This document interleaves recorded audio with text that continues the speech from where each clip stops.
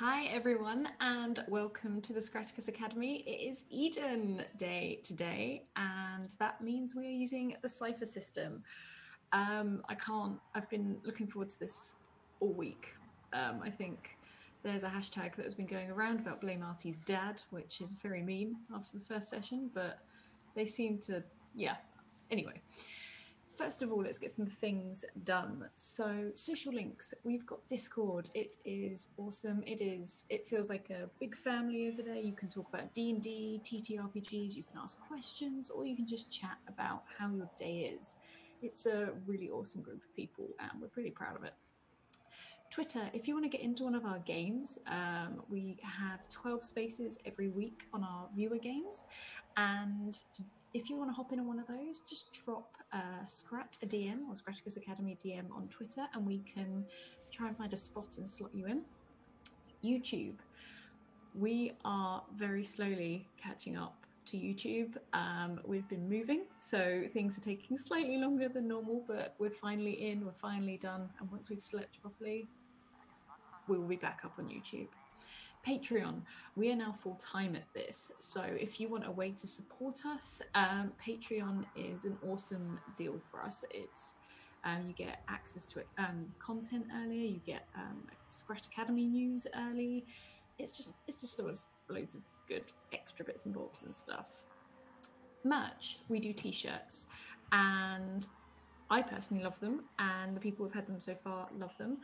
They're on Redbubble, and you can see the link below. It's not just t-shirts, it's hoodies, skirts and leggings, which is a new thing, but yeah, that can happen.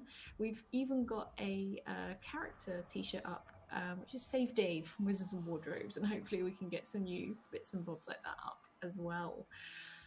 Competition time. So we've just finished and announced the winner of our first Rainbow Dice competition, and we're doing another one because we really like them, so we thought we'd give you guys another opportunity to do that. So the link is in the chat if you want to enter that.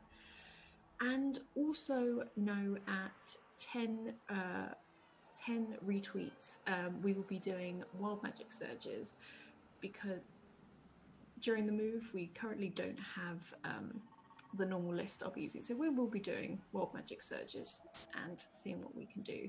And also every 10 followers, we'll be doing Wild Magic Surges. So thank you. Let's get onto it and let's delve back into the world of Eden. We will go around, everyone who's here today, and you just introduce your characters, what they're like, maybe what they look like, and yeah, what happened to them last week. So let's go around and we're going to jump back to Hans. Hi, Hans. Hey there, had to unmute. Okay, so that's a lot. So we're going to start with which one? Whichever you fancy. Dive into whichever one you feels right. Right, okay, so let's see. So I'm Hans, and you can find me on Twitter, and if you don't, that's okay. I occasionally play games, but this is the most exciting one, so just stick with this channel and follow Scraticus. In terms of who I'm playing Artie Chen. He's a young Asian man who is finding his way in the big city. He has excitingly left the corporate compound for the first time. He has not died yet. I'm considering that to be a major life accomplishment at this point. I know, it's really close. I mean, who knows what can happen? And let's see what happened last game. I was given a very important task to deliver a package, basically a package, to a different apartment building. It sounds trivial, but I mean, trust me, this is big stuff. Took it over there, handed it off, got a very strange reaction from the lady it went to, and then went back towards the hospital, returning like a flash drive for his dad. And again, doesn't sound like a lot, really big step. Did that. On the way out, the same lady was coming into the hospital on a stretcher. And that's all the suspense I could possibly take for one game. So that's what Artie did last time. Awesome. And can you tell us a little bit about Artie? Because Artie doesn't get out much, does he? This is like Artie does not get out much. Yeah.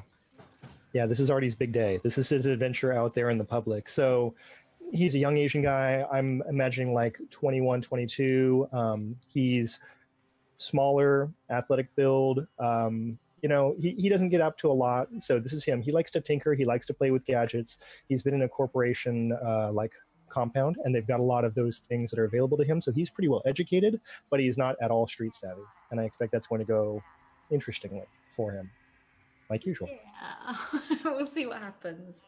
Yes, and blame Artie's dad for everything. Blame Artie's dad. That is the hashtag. It seems to be how we go. Okay, and we're gonna hop around screen and jump to JD or Renee. Hiya, I am Renee, and I play JD, and let's see. What happened last time is we met JD, cyborg skybike delivery girl extraordinaire, who really is pretty boring, actually.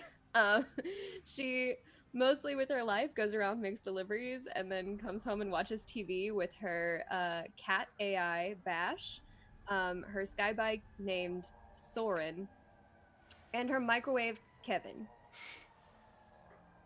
Love Kevin. Last time, she went on deliveries with some noodles and took them around to customers, one of whom was kind of cranky and kind of sick, which isn't too weird because honestly, things can get cured really quickly in Eden. It's not that big of a deal. You take some medicine, you shrug it off.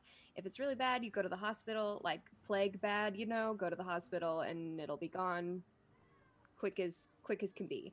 And so she didn't really think much of it, but she did get home from her deliveries that day to find 15 missed calls from her mother, and they kind of ended up with long-winded voicemails that kind of ended with she is going to go to the hospital because the medicine didn't work, what she took for her cold, and so she's seeming slightly sick. JD's not too worried about it, but she picked up some hot noodles and is heading to the hospital to visit her soon-to-be not sick mom, I'm sure. Yeah, it's all fine. I swear it's all fine. It's all fine. And as I say, what does JD look like? Yeah, so she does have a right arm that is mechanical, as well as 2 fingers on her left hand. That's pretty normal, pretty much part of her life, wired in, and that's probably part of her aptitude for machines. But she also kind of has short hair pulled back into a ponytail with some strands hanging out, and she doesn't always wake up early enough to do her makeup, so she kind of has some dark circles under her eyes from where it's been on since the day before. And yeah, I know that feeling. Yeah. Awesome, thank you. And now we're going to hop over to Bree and also Dot. Hey, it's NPC Bree. Forewarning, my cough medicine's wearing off, so I will do my best to mute, no promises. But I'm playing Dot. She is a underground kind of gang medic. She works for a small company, the Clinic, which has a bunch of folks who just travel all around the city, saving lives and protecting people who might be killed for keeping the peace. So while not technically an illegal organization, very, very, very, very tiny. You know, you wouldn't want to tell your kindergarten teacher about it. But she is small, she's athletic, she has very long, like dark to like purple hair with strands of glowing purple hairs and these big blue clips. She wears a gas mask and whatever's quick and dark. I was going to say, she lives on the lower levels where it's more difficult to breathe. She's got some bananas, she's got some gas masks. She saves lives. Awesome. And let's see, last time I played, I'm pretty sure she saved someone's life after a long day's work. A sweet boy from a gang that they've known for a while. She saved his life countless times, heals him, sends him on his merry way, and then finds him, I think dead was the term we went with. Yeah. Under like trash. Perfectly healed, but definitely dead. Definitely dead, and definitely between some bins. So we're actually going to start off there. Yeah, Dot, you've walked in and you can see Carlos, the guy you treated earlier, laying dead in between these bins. And other than when he came into your surgery earlier, he had a very bad leg injury. You know this isn't, it was infected, but this is not something that should have killed him. This isn't, no. And also, where you did the work, he looks fixed, effectively. The leg looks almost healed. So, Dot's not going to take this well. She gets kind of rigid. She presses a button, a specialty button on her little watch. It's a red button. She presses it, sends a GPS signal out, and it goes on every single one of these devices to let everyone know, because I'm sure whenever they find a gang member, they just go press the button, wait for someone to come, do an autopsy. So she presses the button and then immediately begins checking him out, seeing if she can figure out what happened before anyone gets there, takes over. Okay, so you look over him, and as I said, his leg is absolutely fine. I won't get you to roll for this because you are a medical person. So you're looking over him. His leg is absolutely fine, even where his shoulder hurt earlier. His shoulder is fine. He's dead. And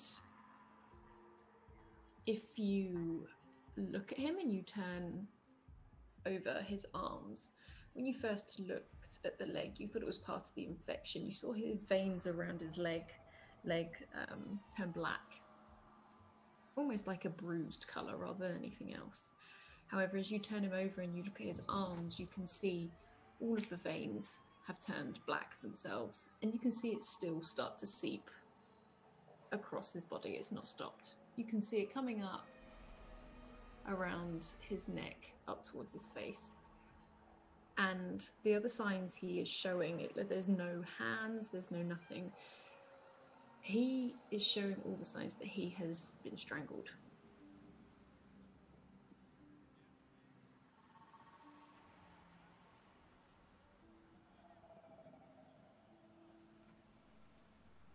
So she's going to take a step back and she's just going to rub her hands together and she's just going to wait for the first anyone in the clinic to respond.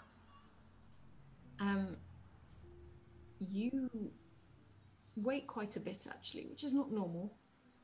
But finally there is a younger guy that comes up. In fact, he comes running up and he's just like, oh, okay, yeah, got the message. What?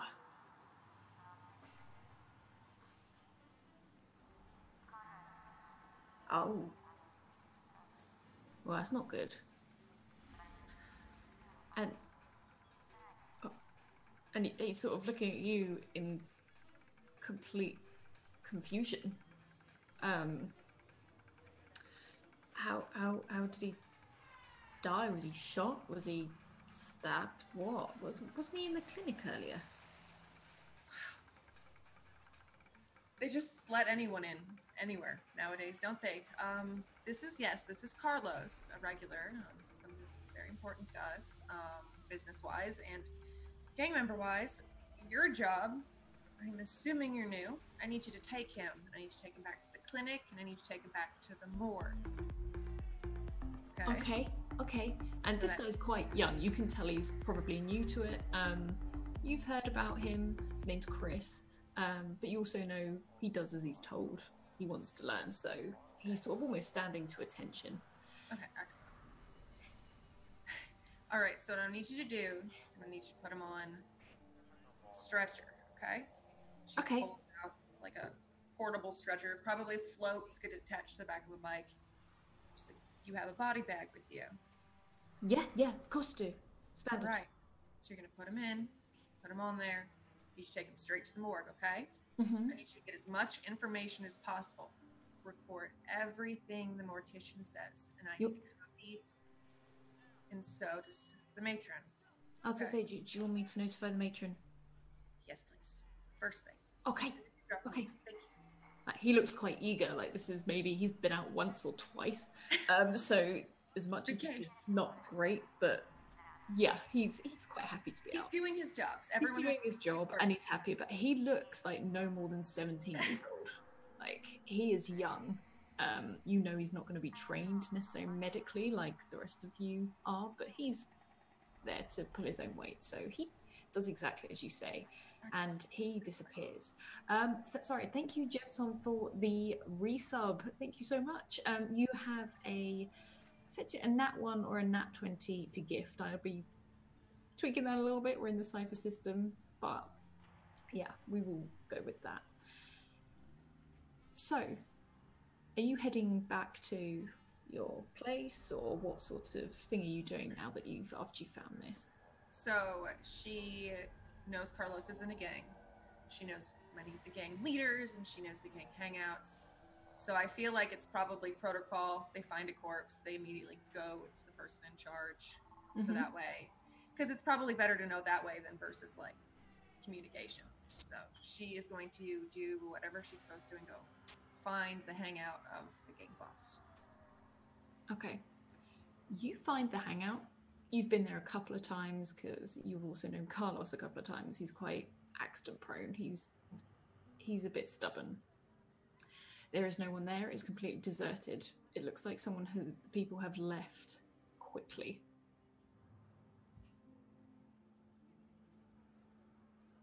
I guess she's just gonna investigate, look around, see what she can find. Probably set her mask to like whatever the most secure setting is. Yeah, there's like a little red bar, almost like a battery bar along the side, and it's flashing red to tell you that there's an extra toxin in the area. It's just where it's heavier, it's denser. Okay. And that's not a problem. It twigs straight up and you're absolutely fine. You can see these people have left in a hurry. There are clothes just all over the place and some rubbish and stuff like that. But otherwise, not too bad. So the things she has in her hair, the bug systems, they read things. They read for like, they do like reports on things and corpses or people they find for like wounds and stuff. Is there a possibility she could send one to go like take in any information on what this flashing? Yeah, no, you drop one and it immediately scurries up the walls in all the cracks, and you can see the little blue glow as it moves around. It comes back with a recording, just some numbers, and it tells you that the air is probably slightly toxic. You can guess one of the pipes has burst around here, and it started to leak in through all the buildings in this district.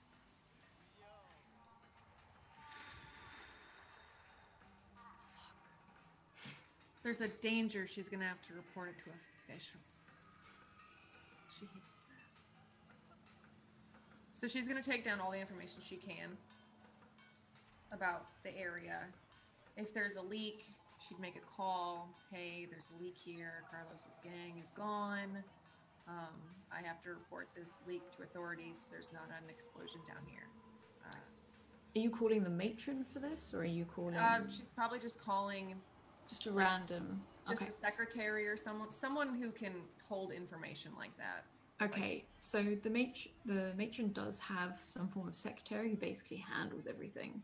Yeah. And she pipes up, and she's very much, the matron needs to see you right away. Like, now. Forget about that. Get out of there. Okay. That's fine. I'm on my way. Okay, so you head over there and you walk in, and the matron is sat at her desk as normal in her white coat doing her notes, and you know that the room off of her room there's a morgue, and she stands up and she's like, "You're back, fantastic. Sit down." Okay. We have the body you sent in, Carlos. He wasn't that ill, and What was wrong with him when he came in? He had a wound. He was running from authorities, scratched it, probably got some old metal disease, something that probably would have taken 10 minutes to fix. But he probably went to the wrong door, didn't see anyone here, and he decided to go to that woman, that wannabe medic. Yes. Went to her, got some sort of gout, came to us when he was near dead from a wound, fixed him up, and he was fine. He walked out of here without a limp. He was going to be okay. His wounds that we have recorded, and you see her bring up like a glass sheet, they were healed. They're absolutely fine. There's nothing wrong with his leg anymore or anything like that. He suffocated from what seems to be an extreme cold, like a flu. Like, Which is ridiculous. they had a like illness, but he looks.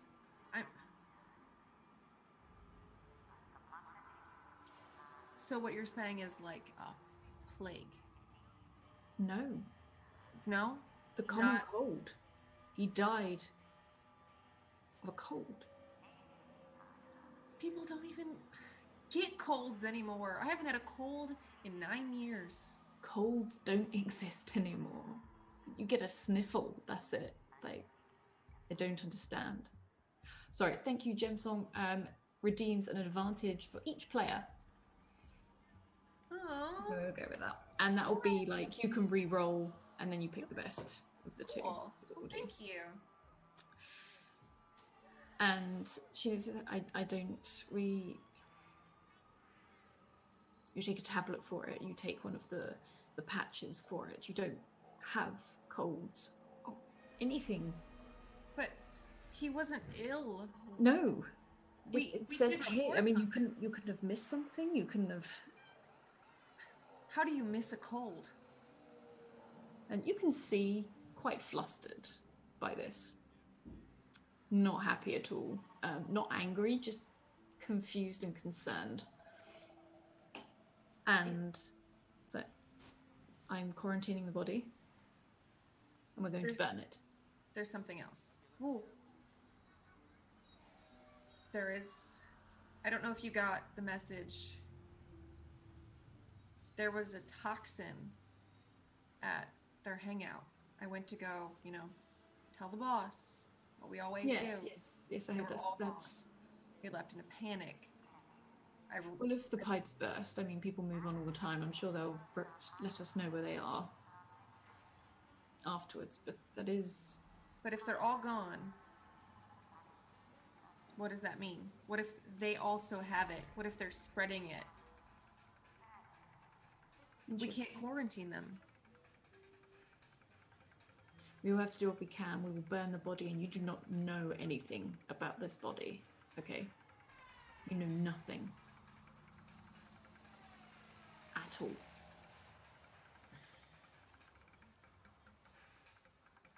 Do you understand? Yes. Okay. Now, I'm going to clean up. I suggest you do the same. Get rid of the clothes you're in. I don't know how this virus or whatever it is, it's cold. I don't know how effective and how it moves fully yet. Understood. Good. She turns on her heel. She marches off to go take care of all that. Okay. As you are leaving and much of your bracelet starts to buzz. And you know this is normally like when you get a message or a ring or something like that. And it's flashing blue. And this is not a normal message alert. A sort of notice, almost like a hologram, pops up very small and says, you are required to visit your local protection office. This is security. This is the city's security. You don't have police, you have protection officers to protect the peace.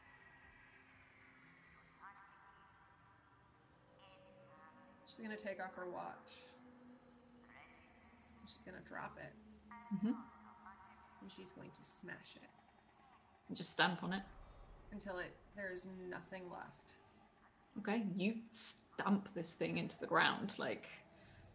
She tears off all her clothes. She throws on a new set of clothes. She walks through whatever decontamination area they have. I'm sure they have one. Mm-hmm. And she leaves. She gets as far away from the clinic as possible. You leave the clinic. Do you head up into like a higher street or anything just to get away completely from the entire area? Or she's making distance from the clinic. Okay. Because if they have her thing, they have a GPS. So she goes. You, okay, so to leave the clinic, you need to go up just a level. It's not like a high level or anything. It's just literally going upstairs. There are still roads and things here. You won't need your mask anymore. And there are more screens. So you're probably, I don't know, you've probably suddenly realized you need to take off like your night vision goggles or something, or you're going to be blind.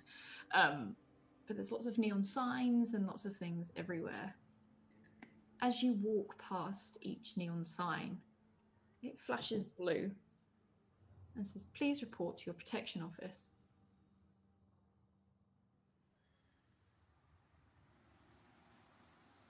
There are people walking past you and they do not notice this. Every time you look at a screen, you see it flash blue. It says, please report to your protection office. And as you look at another one, that one will flash blue and read exactly the same. And out of the corner of your eye, you can see the old screen will go back to the advert it was originally playing. So she's going to put her hands in her hair like this. She's going to pull it out, and all of her little clips on her are going to hit the ground and just scatter. They all crawl away, like they run off into the gutter. Do their thing. You keep walking. Each sign you come across flashes blue. It says, please report to your protection office. There will be consequences if you do not report to your protection office. She pulls up her mask and she sets it to as high as it'll go. She throws her backpack off the ledge and lets it fall. And she heads to the protection office with absolutely nothing on her. Yeah, no, that's absolutely fine. We're going to hop over to JD. What's JD doing? She's still in the flat?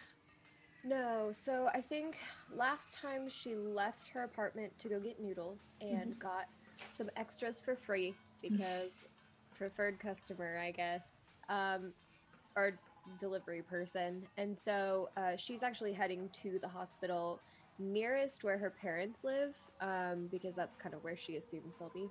It's sort of, there's only one big main hospital. You'll know she's probably been sent there. It's a huge building. It is absolutely huge. It's the same one Hans went into, so it's huge. It stands out because it's white. It's very clinical. It's very clean. Again, you walk in and you see nurses and doctors walking around. They don't seem in any rush or anything like that. And you can see some of the old robots at the desk. And yeah, it just looks pretty calm. So I'll just kind of take my little package, it's all tied up with the noodles inside, and walk up to the desk. And Hi! I'm here looking for a patient? the top half of an old school robot swings round quite blocky. It's like, hello, what is the name of the patient? Karen D. Karen D. And just sort of looks down at a list that is on a big screen. 413th floor. Section B. Karen D. Please proceed. Please scan your bracelet here for our records. She goes ahead and scans, and she says, "I likes the rhyme. Nice." Thank you. I try to amuse." And this robot just indicates towards the lifts. All right. She'll kind of wave at the robot, which is totally a thing she does, and goes to the lift. Robot waves back. It's a thing, Yes! just sort of like a really static sort of movement. That's okay. She still appreciates it. You hop in the lift. There's some other people in there, not really doing anything. None of them look ill. And you see someone plug in the numbers for your floor, and it's almost like your stomach drops as the whoosh, you're up, and you're up there in seconds, and the door bings open, and you're on a huge floor. This floor stretches all the way down, and you can see section B a little further down. Okay, I'll head that direction, keeping an eye out for any signs, any like notes on the door or something that would indicate that that's where Karen D is. What you see is they're all beds. So you walk along and you can't see your mother anywhere. And then you see an empty bed at the end with the name Karen D on it. Did she get out already? Kind of like look back at the name and like look in again and like see if I can find either a helper somewhere nearby. There's a doctor walking past. He's just like got a glass notepad and he's going around. He's sort of like saying hello. Excuse me. Hi. Hello. No, yes. I'm JD. My mother, Karen D, was here. I didn't know if she would get out that fast.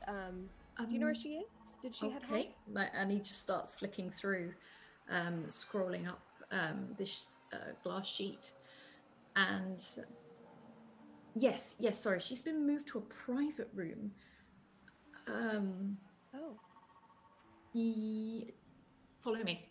Okay. And he just sort of starts to march off. He stands up very, very tall, and he hurriedly, you probably have to trot to keep up. This guy is on a mission. He's off. And you reach a door. And you see a little glass window. And he goes, "We are doing everything we can. I'm assuming you are the daughter?" Yes. Yes. We have had to put her into medical-induced coma. I'm afraid we are going to have to just keep her monitored. Sorry, I don't understand. She can't eat noodles? No, did no one contact you about this? I like quickly glance down at my wristwatch to see if I have any messages. You have absolutely no messages at all. No, okay, sorry, so this isn't just something that can be fixed? Like, I'm sorry, I'm just a little lost, do you understand? Sorry, first of all, thank you, Tia, for the huge raid. Hello, everyone who's just joined us. We are currently playing Cypher System Eden, and everyone's getting really sick, and all the players are paranoid. Which I'm loving. And My mom's gonna be fine. He looks at you and says, "We're not too sure what this is." And he looks quite not nervous, but he's definitely awkward about how he's having. This is obviously something that doesn't happen. I'm sure if you come back tomorrow, and if you're registered downstairs, obviously because you came in, so we can drop you a message if something comes up. You're welcome to stay. She's not. This is purely for her health. We had to put her in the coma just to, double check some things. Yeah, and the rest of my family, you're sure they know? I assume so.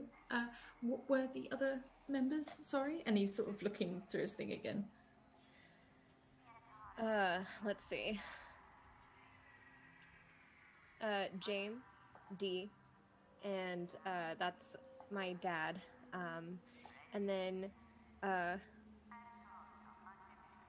Brady, that's my brother. Okay, I do have a James D. I do. He came in earlier.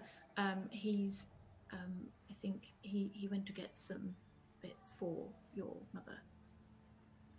Okay. I'm sure he'll be back soon. I can let him know you've come here, or you can wait. Yeah, I'll just drop him a call, and I'll Okay. go wait. I brought some noodles for her, but if she can't eat them, they'll go cold. So I will. It's Okay. fine. Thank you for your help. I appreciate that. No problem at all. Right. Please, I don't know. Like I said, you're very welcome to sit down, and wait for everything. But feel free to go home. I know it's a difficult time, and you're probably busy as well. Yeah. I mean, I can head to work as easily from here as I can from home. So I'll go sit and wait for a second. And then I kind of like nod at him. I'm gonna go to the waiting room and try, well, start eating the noodles, because they will go cold. Yeah. No problem. I will take you to the family waiting room. And he takes you just to a room. It's sort of effectively attached to your mother's room. And he sort of sits you down. He goes, thank you. And he holds a hand out to just shake it. He's like, I'm She sorry shakes with her again. mechanical arm. Okay.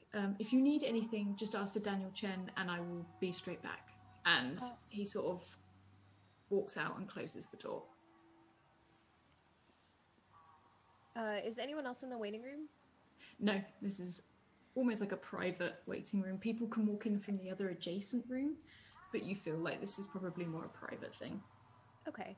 So, I'm gonna start stress eating the noodles because, like, I'm okay. Still, I'm just kind of thrown and confused, and I feel like this isn't what we're used to. This is what we grew up with, so it's kind of a little bit jarring. So, like, the noodles are a bit of comfort food.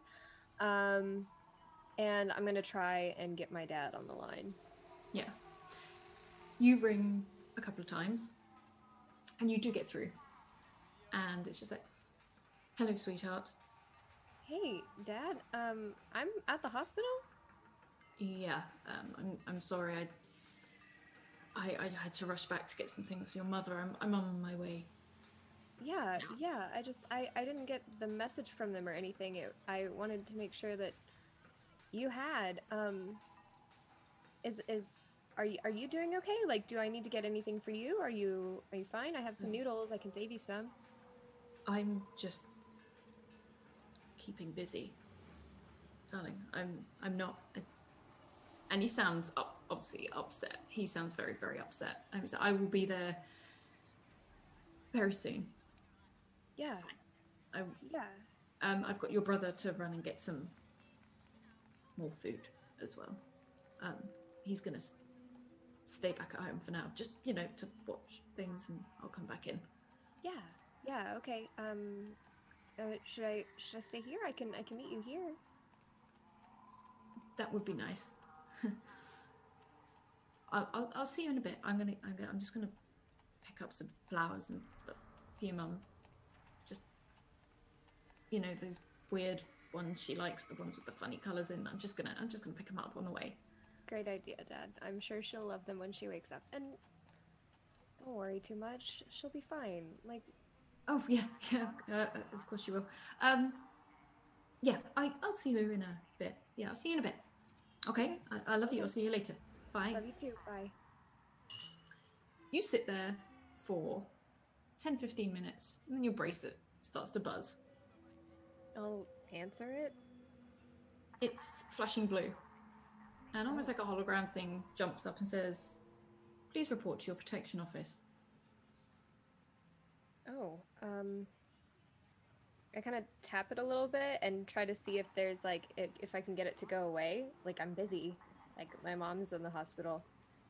It keeps going, no matter what you do. It keeps flashing.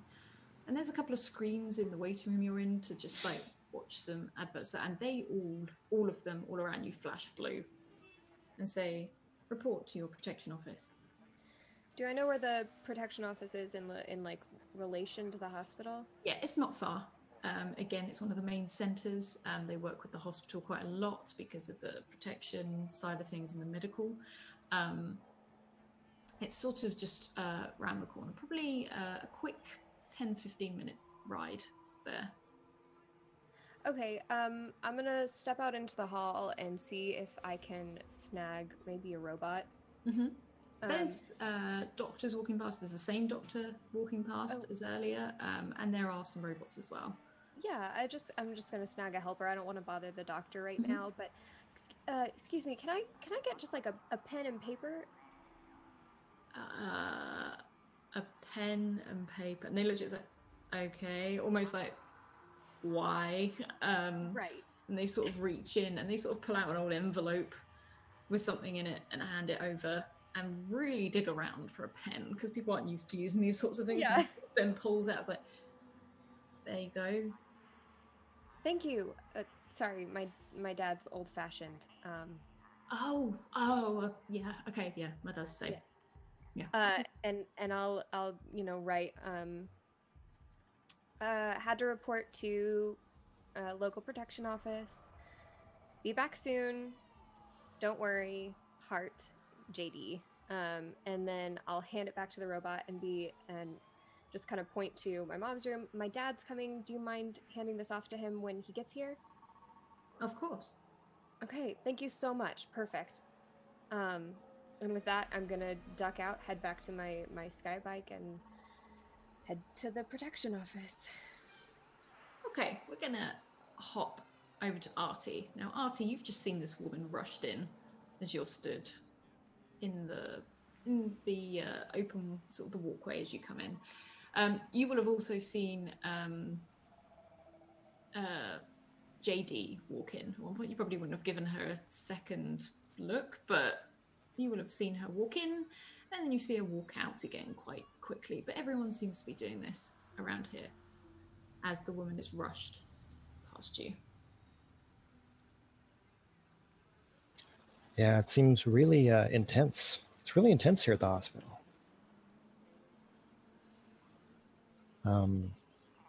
Yeah, I mean, I guess I should get out of the way and I should probably go find my cab and try to get out of here.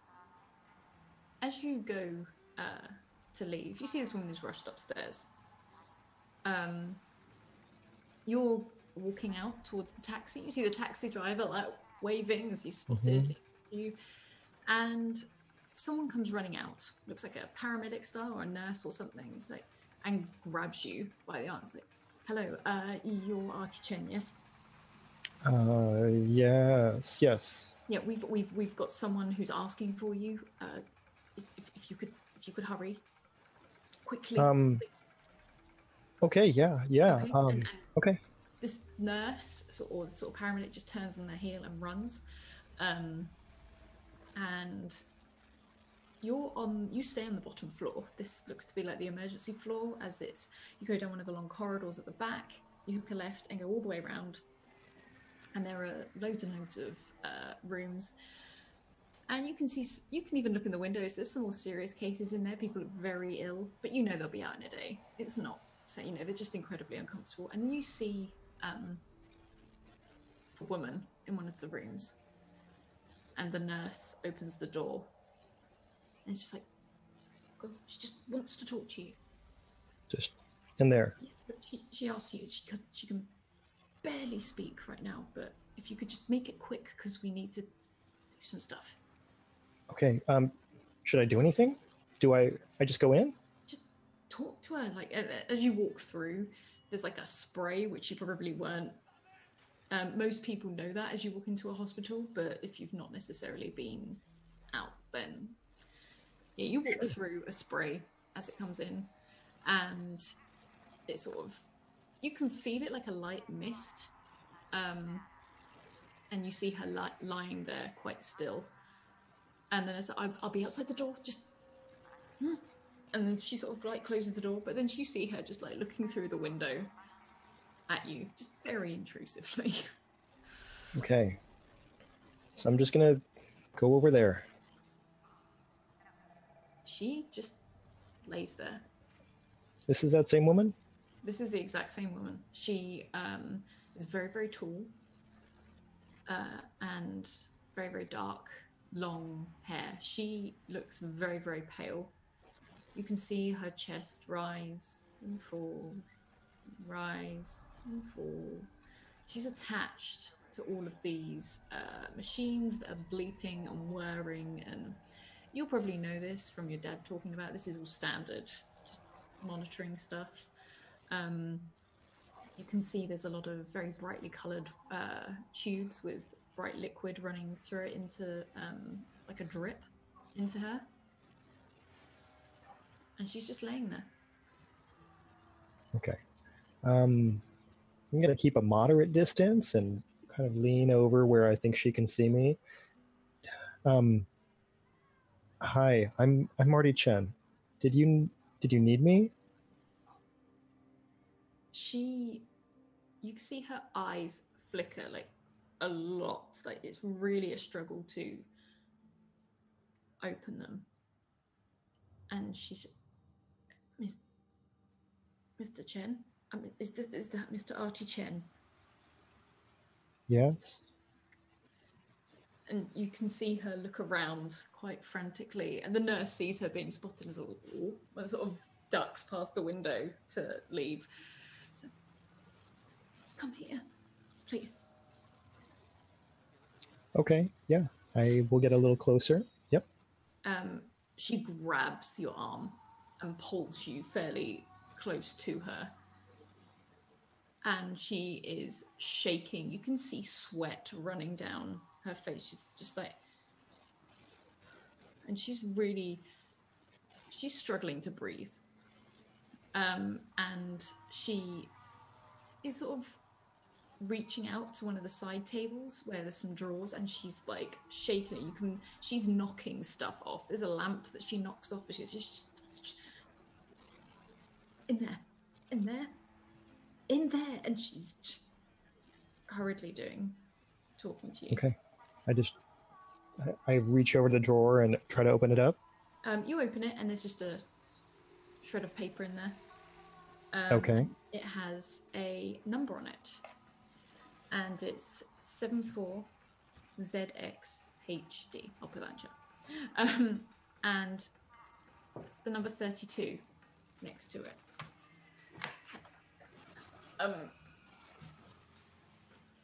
And it looks like it's been screwed up a couple of times, so maybe she's been holding it onto it very closely, and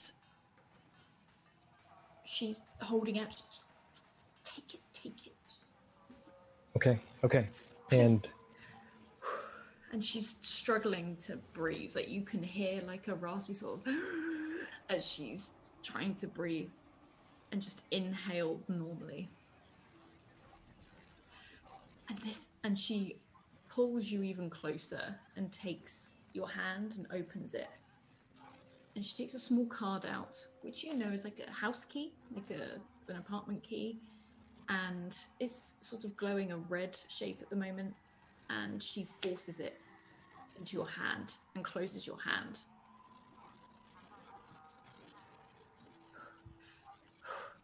And you hear her breathing get more ragged. I should... Just don't tell anyone you have this. Okay? Okay. Okay. You will understand. Do not tell anyone. Do not. And she's really struggling. She said, Do not tell anyone at Orbital you have this. Okay? I know what they're like. I know what they are. Do not trust the corporation. Just... You are never on your own. Ever. To die is an art. And she just sort of starts to shake very rigidly, and her eyes roll back into her head, and all the alarms start going off. You can see the nurse that was in there earlier and also comes in with some doctors, and as they come running in, bursting through the door, you're shoved out of the way very, very quickly, and you can just see them plugging things pulling things out, attaching you drips. All the alarms are going off. You can see the flat line, and then it's like, get out! And she's yelling at you to leave the room. Yeah, I get out of that room. Yeah. Sorry, we have a look. We have hit 10 retweets. And I have found the Artifacts and Odysseys list. We're all good. It's absolutely fine. Moving has not interrupted that. I'm going to give you all a number, and then I'm going to roll 1d3. So Renee or JD, you're a 1. Dot, you're 2. And Artie, you're 3. So let's just give that a roll.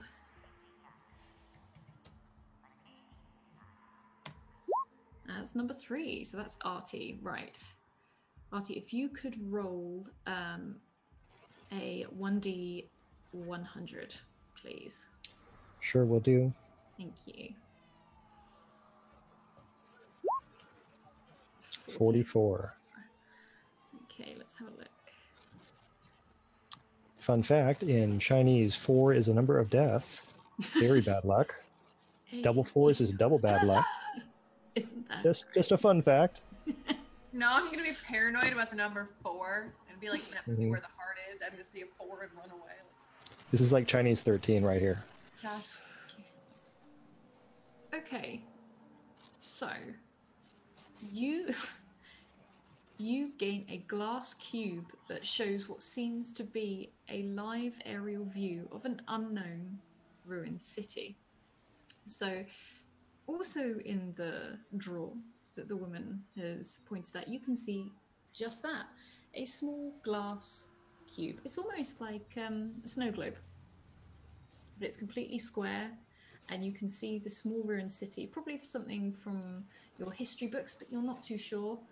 And it's moving. You can see things moving and whirring. There are no people in this. And this is a very dark city. It's a very isolated city. And it's all metal. It's all completely metal. And it seems to be spreading and growing. It's very, very small, but it's slowly growing upwards and morphing. The city is growing, or this piece of media is growing? The city within this like glass cube is starting. Okay. Is the city in there is very, very small, so you can see it almost like it's like ants. It's growing every couple of minutes, and it's all metallic, and you can see something at the center, but it's too small to really identify what it is. It's fantastic. Okay, so you've been hurried out of the room. You've been rushed out of the room. Your bracelet goes off and flashes blue. Oh, okay. And it says, please report to your closest protection office. Okay, yeah. So I've got to do that. As I say, Artie's very much, okay, do what I'm told. I've been out in the world for the first time, sort of. Yeah, it's been a big day. Okay. Is there a protection office at the hospital, or would that probably be somewhere else? No, it's about the same sort of thing for JD. It's about a 10-15 minute drive from the hospital is big. It's more that you will be driving for 10 minutes past the hospital. This is huge. Your taxi driver is still outside, almost like, hey, buddy, where'd you go?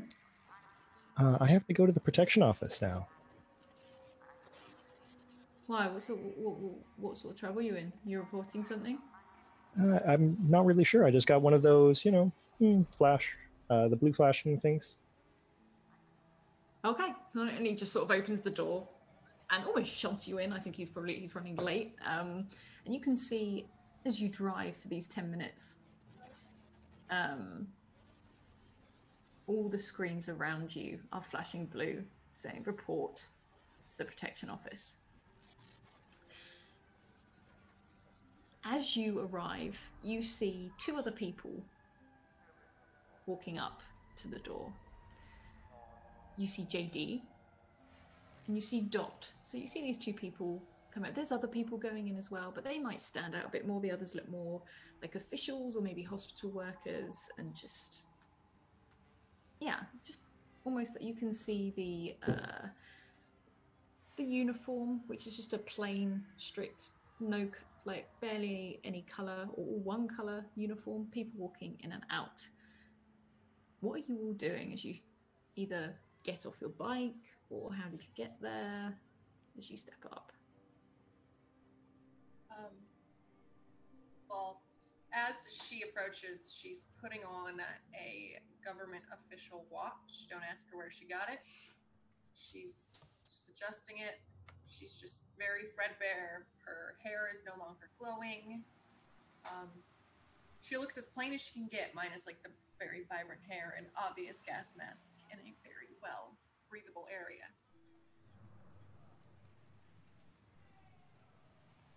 Yeah, so yeah, I was gonna say, what about JD? JD parks her sky bike wherever she can kind of find a place for it. And she takes off her helmet, which she always wears now, and she puts it in the back, which she just kind of like locks up so that no one can take it. And there's like bike rack style things that you can sort of lock up your bike to. So she does that, and then walks up to the front and like is Dot standing outside? Okay. She's just adjusting. She's been adjusting this watch for a long time. Very like finding a reason not to enter this building. I think she is kind of like trying to, because there are still adverts around that still are flashing blue.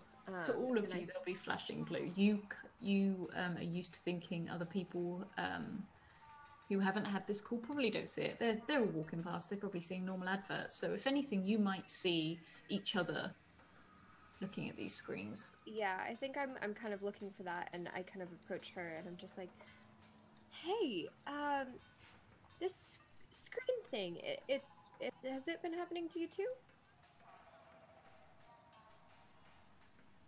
The weird blue flashing thing? No? Why? What did you do? Nothing.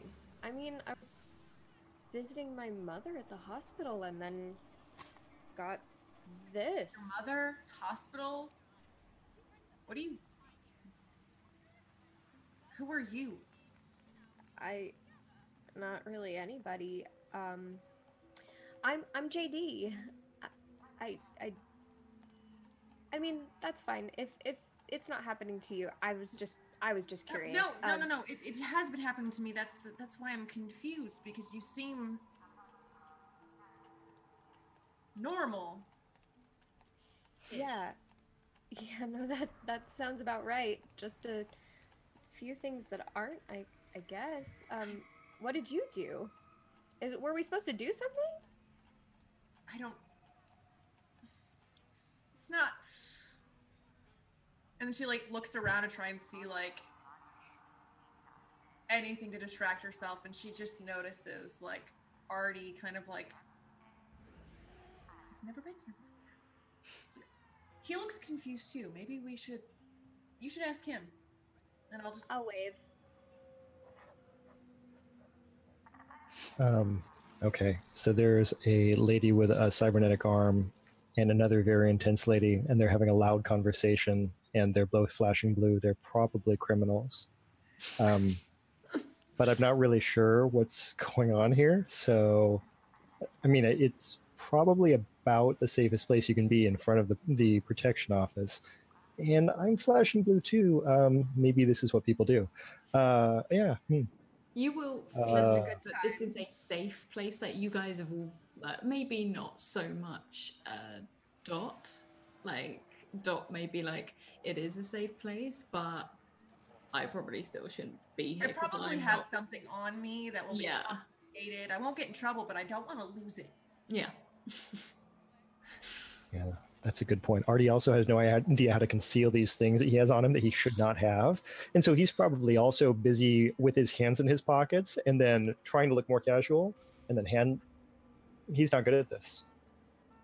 So JD smiles brightly at him. It's like, "Hi, this thing happening to you too?" Yeah. So we just go inside and report, right? And then they tell us what to do. I guess. It's never happened to me. I'm kind of glad I'm not the only one, to be honest. I've never done this before. Who? Before we go in, please, just before we go in, who are you? I'm Artie. What do you? Hi, I'm JD. What do you Hi. do, Artie? By the way, I'm Dot. Hey, Hi. What do you do, Artie? I'm supposed to start school like really soon, but I don't really do like university. Yeah. University. Is cyborg an okay term to use? I don't know if she says that it would be mean in this. No, yeah, that's cool. Okay, cool. So she'd be like university, cyborg.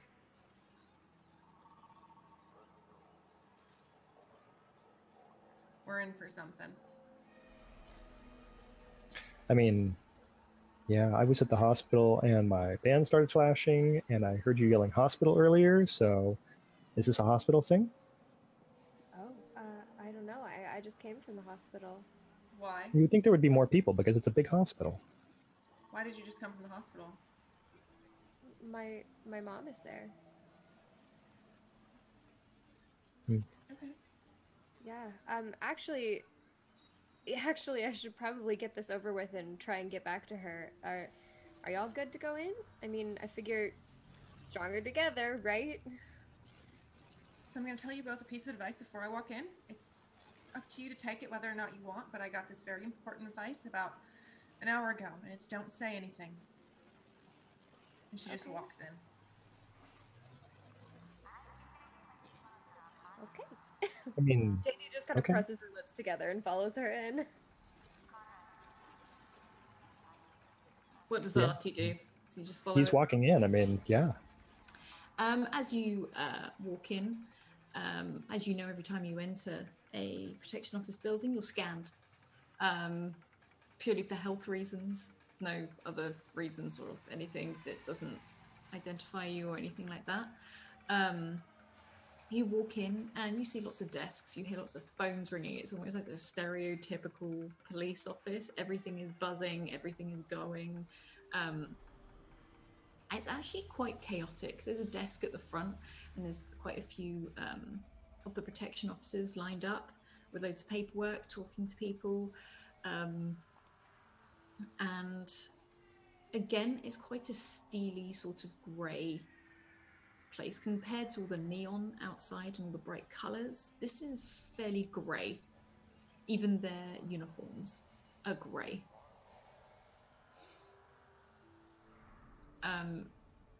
A man leans over the desk. He's like, "Are you waiting?" Hi. Yeah. Excuse me. I got a little flashing thing. Yeah. Okay.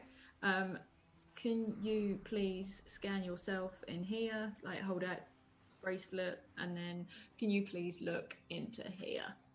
Okay. I do it. And you can see just like a green flash, and that's it. Yeah, can you go take a seat, please? Okay. I kind of give a thumbs up to the other two as I go sit down. And Artie and Dot, do you do the same? Yep. I have my hand up. I go over there, put it on the scanner. He's like, Stand yeah, still.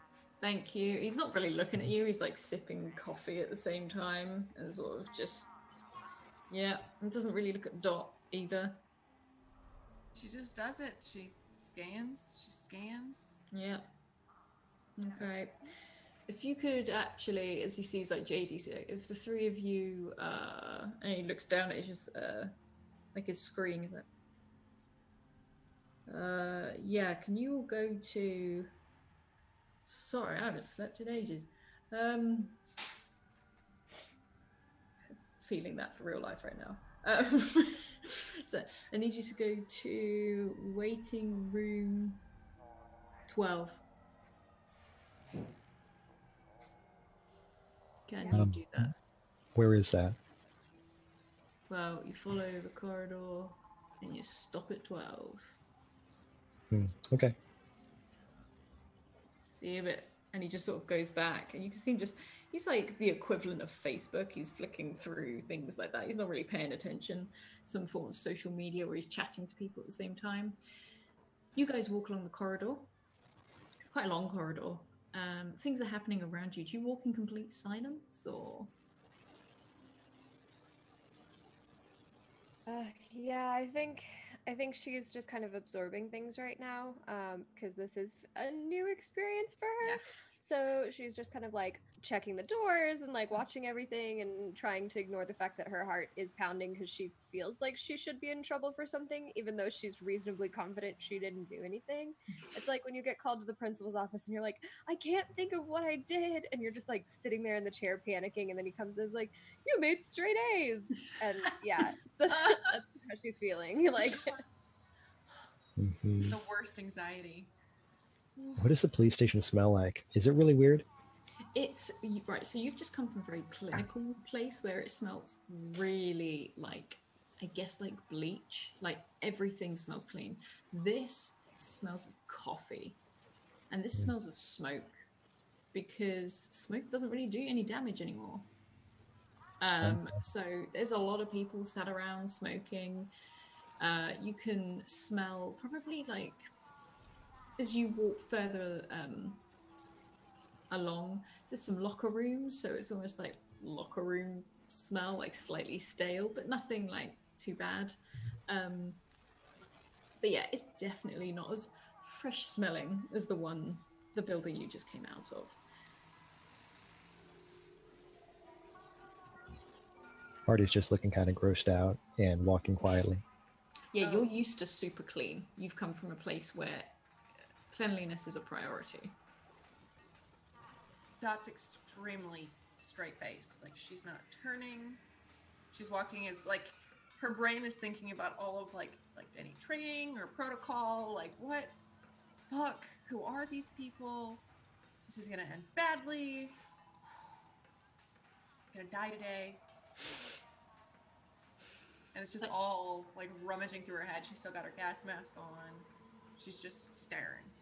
Some people look at you because of that, but at the same time, most of them just go, all right, like, good morning. This doesn't seem like an intense situation. You don't get a lot of crime around here. You know, most of these people doing paperwork because people don't want to do crime half the time around here. Or if you're not, you don't want to be discovered. You arrive at the door number 12, and you can see there's someone already in there. And there's just a younger, sort of nervous looking kid that's in there, and he's so small, his feet don't touch the floor. He's sort of just sat in there swinging his legs, and there's what you can assume is his mum is sat next to him, and the door is open, and there are some more empty seats around. It's just a very small square room with a door to the right.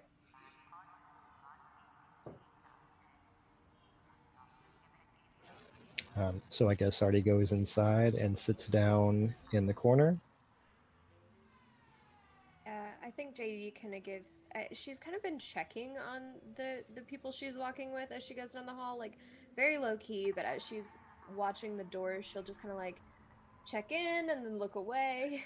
So she kind of gives them tentative smiles as they go in and sits down not far from Artie, and then just kind of starts like picking at her fingernails, which probably have chipped nail polish. That kind of just follows in. She's going to stay kind of by the group, but like a little bit more angled away from the door. So she has like more of a like a viewpoint. She's trying to be as aware as possible without seeming as crazy as she feels. Okay, so the door on your right opens and quite a large portly man walks in. He looks like he's been up all night. And you can see like his collar's all like not been ironed and sort of up a little bit. He's like, okay. And then looks at the three of you. He's like, pretty sure there's meant to be another one. Oh well, I'll pull up on her later. Okay, Miss D, is that you? Yeah, present. Yeah. Hi. Yeah, come here. Okay. And he walks back into the room. Okay. Sure. So she hops up and kind of skip runs into the room. And the door closes. And he sits down one side of a table and indicates for you to sit on the other side. There is another officer in the room. This is, you all know, this is not a human. This is someone from one of the other districts further out in the city. They look very, very human. They're slightly more like animalistic, maybe amphibious. Like all the features are slightly stretched and elongated. This person is very, very tall, and she smiles at you. She said, "Can I get you a drink?" Yeah, sure. Anything would be great. I have tea, I have coffee, I have juice, I have water, Tea would be great. I have lemon tea, fruit tea, green tea, Earl Grey tea, and she just starts like listing off all these. Earl Grey, let's do Earl Grey. Oh, okay. And all she does is walk over to the desk you're sat at and press one of the buttons, and a tea pops up. Oh, perfect. She didn't need to do any of this, but you have a feeling this is maybe her first day, and she's standing in. I like her, and I think that she's putting me at ease a little bit because she seems nervous, and that's helpful. So the officer throws down a small glass screen, and he says, "Right, you are Miss D, are you not? Yeah, I am. Daughter of Jane and Karen D? Yeah, Karen D. Yes. Yeah, okay. Your mother is in hospital, is that correct? Yes, yeah, I just came from there, actually. Okay. What do you have that is wrong with your mother? I don't know. They told me that she went in earlier and had to be moved to a private room, and that she had to be in a medically induced coma, but they didn't really say why or a reason. I just figured it was pretty routine, run of the mill, and Oh, be yeah, over soon. yeah. And I'm sorry for this happening. What is your job? I do delivery, food and such. Okay.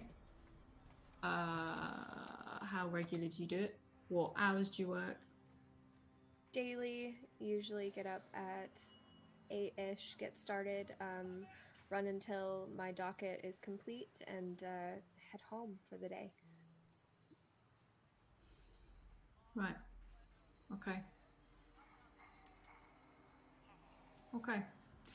I'm sorry. I have to ask. Right. Did I do something wrong? No, this is routine questions. Just some things going on. You need. Sorry, miss. Calm down. And the sort of alien sort of woman behind you is just like, it's fine, dear. It's regular questions. And he looks at her just like, don't talk. Like you're here to view. Sorry. Yeah, no. It's fine. I just was like racking my brain in case I like stepped on the wrong crack or something. I don't know. I was just trying to figure it out. But okay, that's good. That's good. That's helpful. Thank you. Quick thank you for the donation from Vecna, which is something good for Dot, but something bad for Artie. I'm afraid. So we will get to that in a second. And the guy looks at JD again. He's like, "Do you know a? Hang on. Where were you delivering yesterday? Just do you have regular rounds or?" Yeah, just in my normal district. I think may have had one delivery that went beyond it, but just mostly around my address. You have that, right? Yeah, no, I've got that. I'm just checking. It's a routine question. Yeah. Do you know a Ross Markin? Yeah.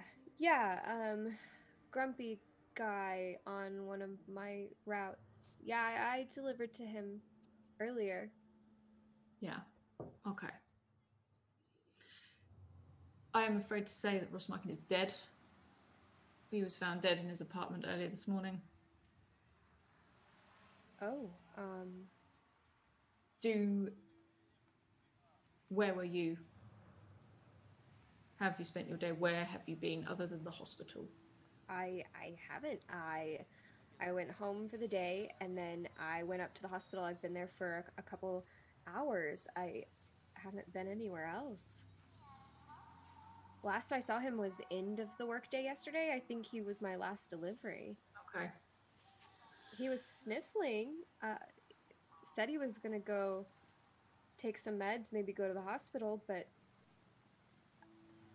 Are you aware that you were the last person to be in contact with Mr. Ross Markin? Oh. What was his order?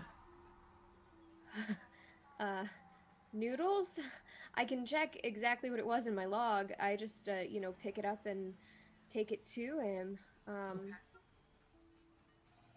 But it's logged in my bike's interface. I can get that information to you.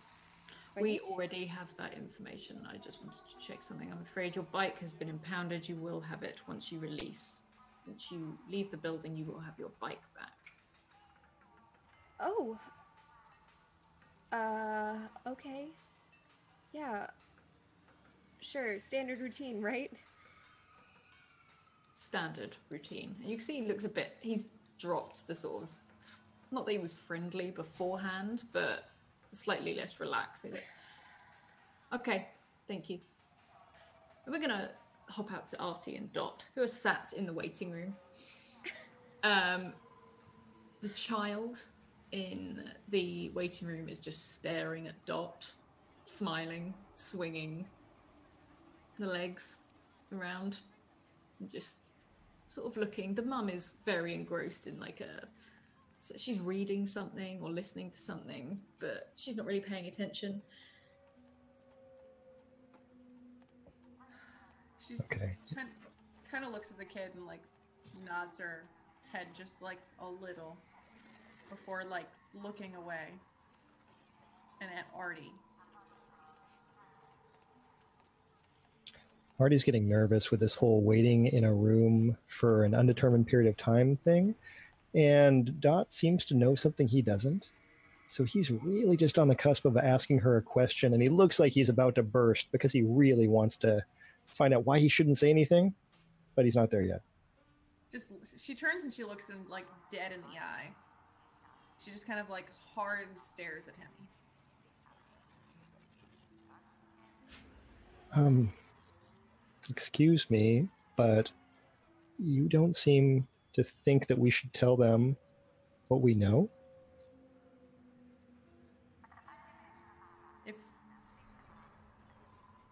If you're here, you're about to be interrogated for something that you did. So if you know something, forget it. If you have something, swallow it.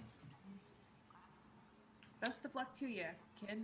I don't know what you did, but keep me out of it. Okay. And she like makes a point to like look away from him, like I'm back at the kid. The kid has hopped up at this point.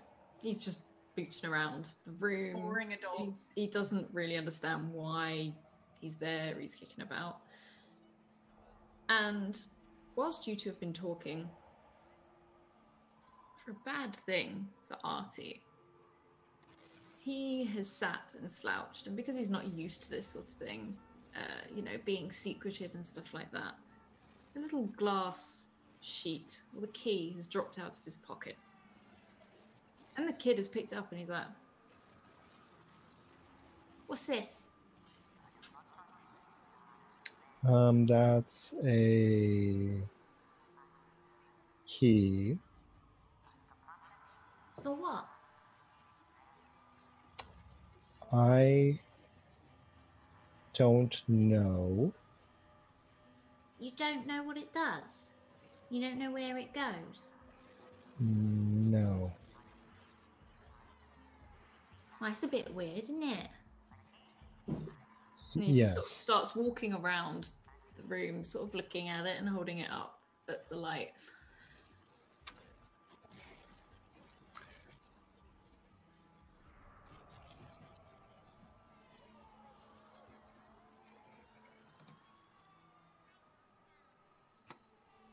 Why don't you go get it from him?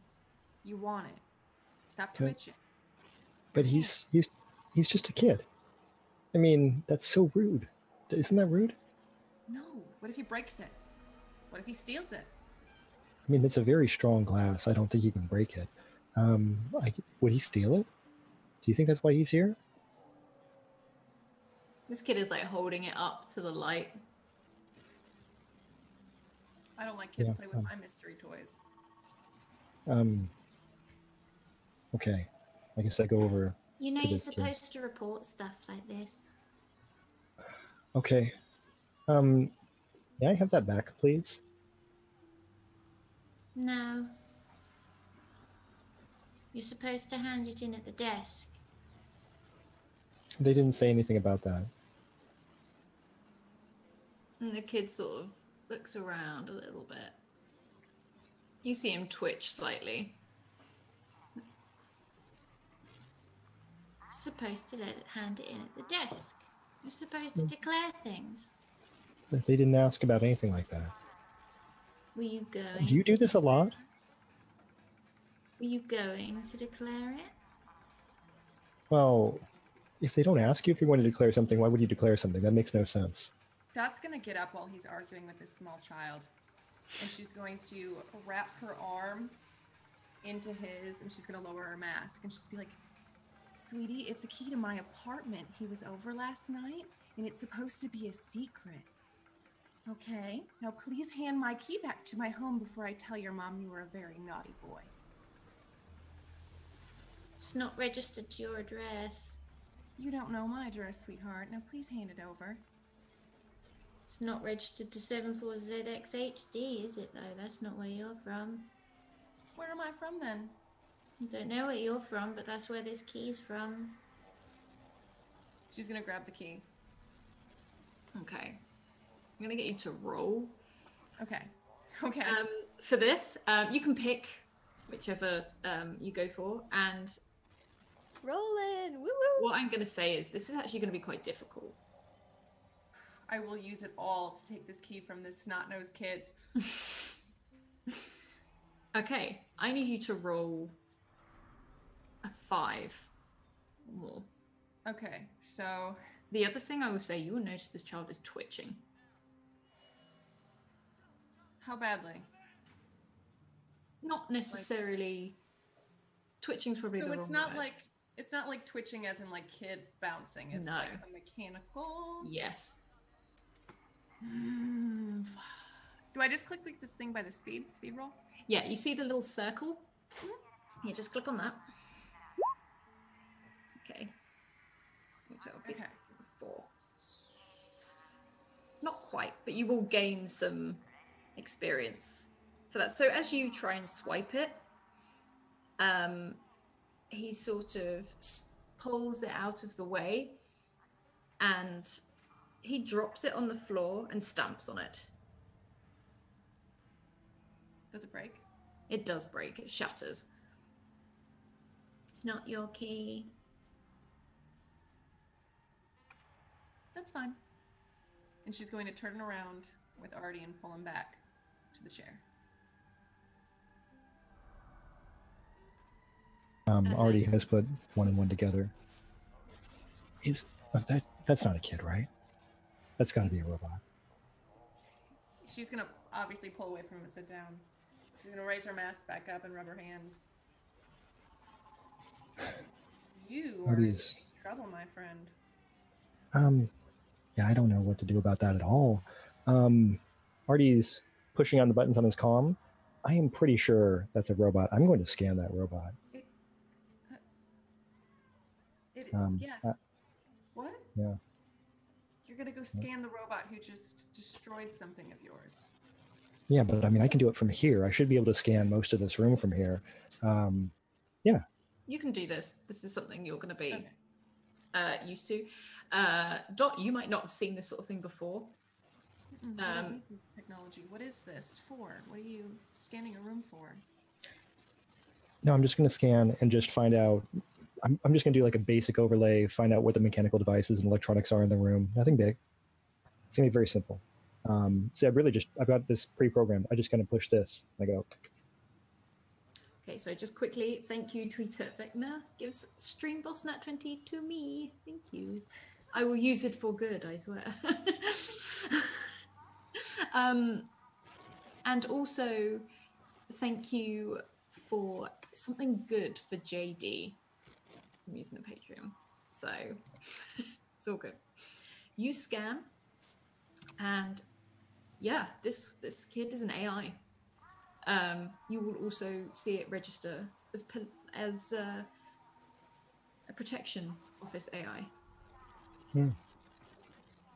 Okay.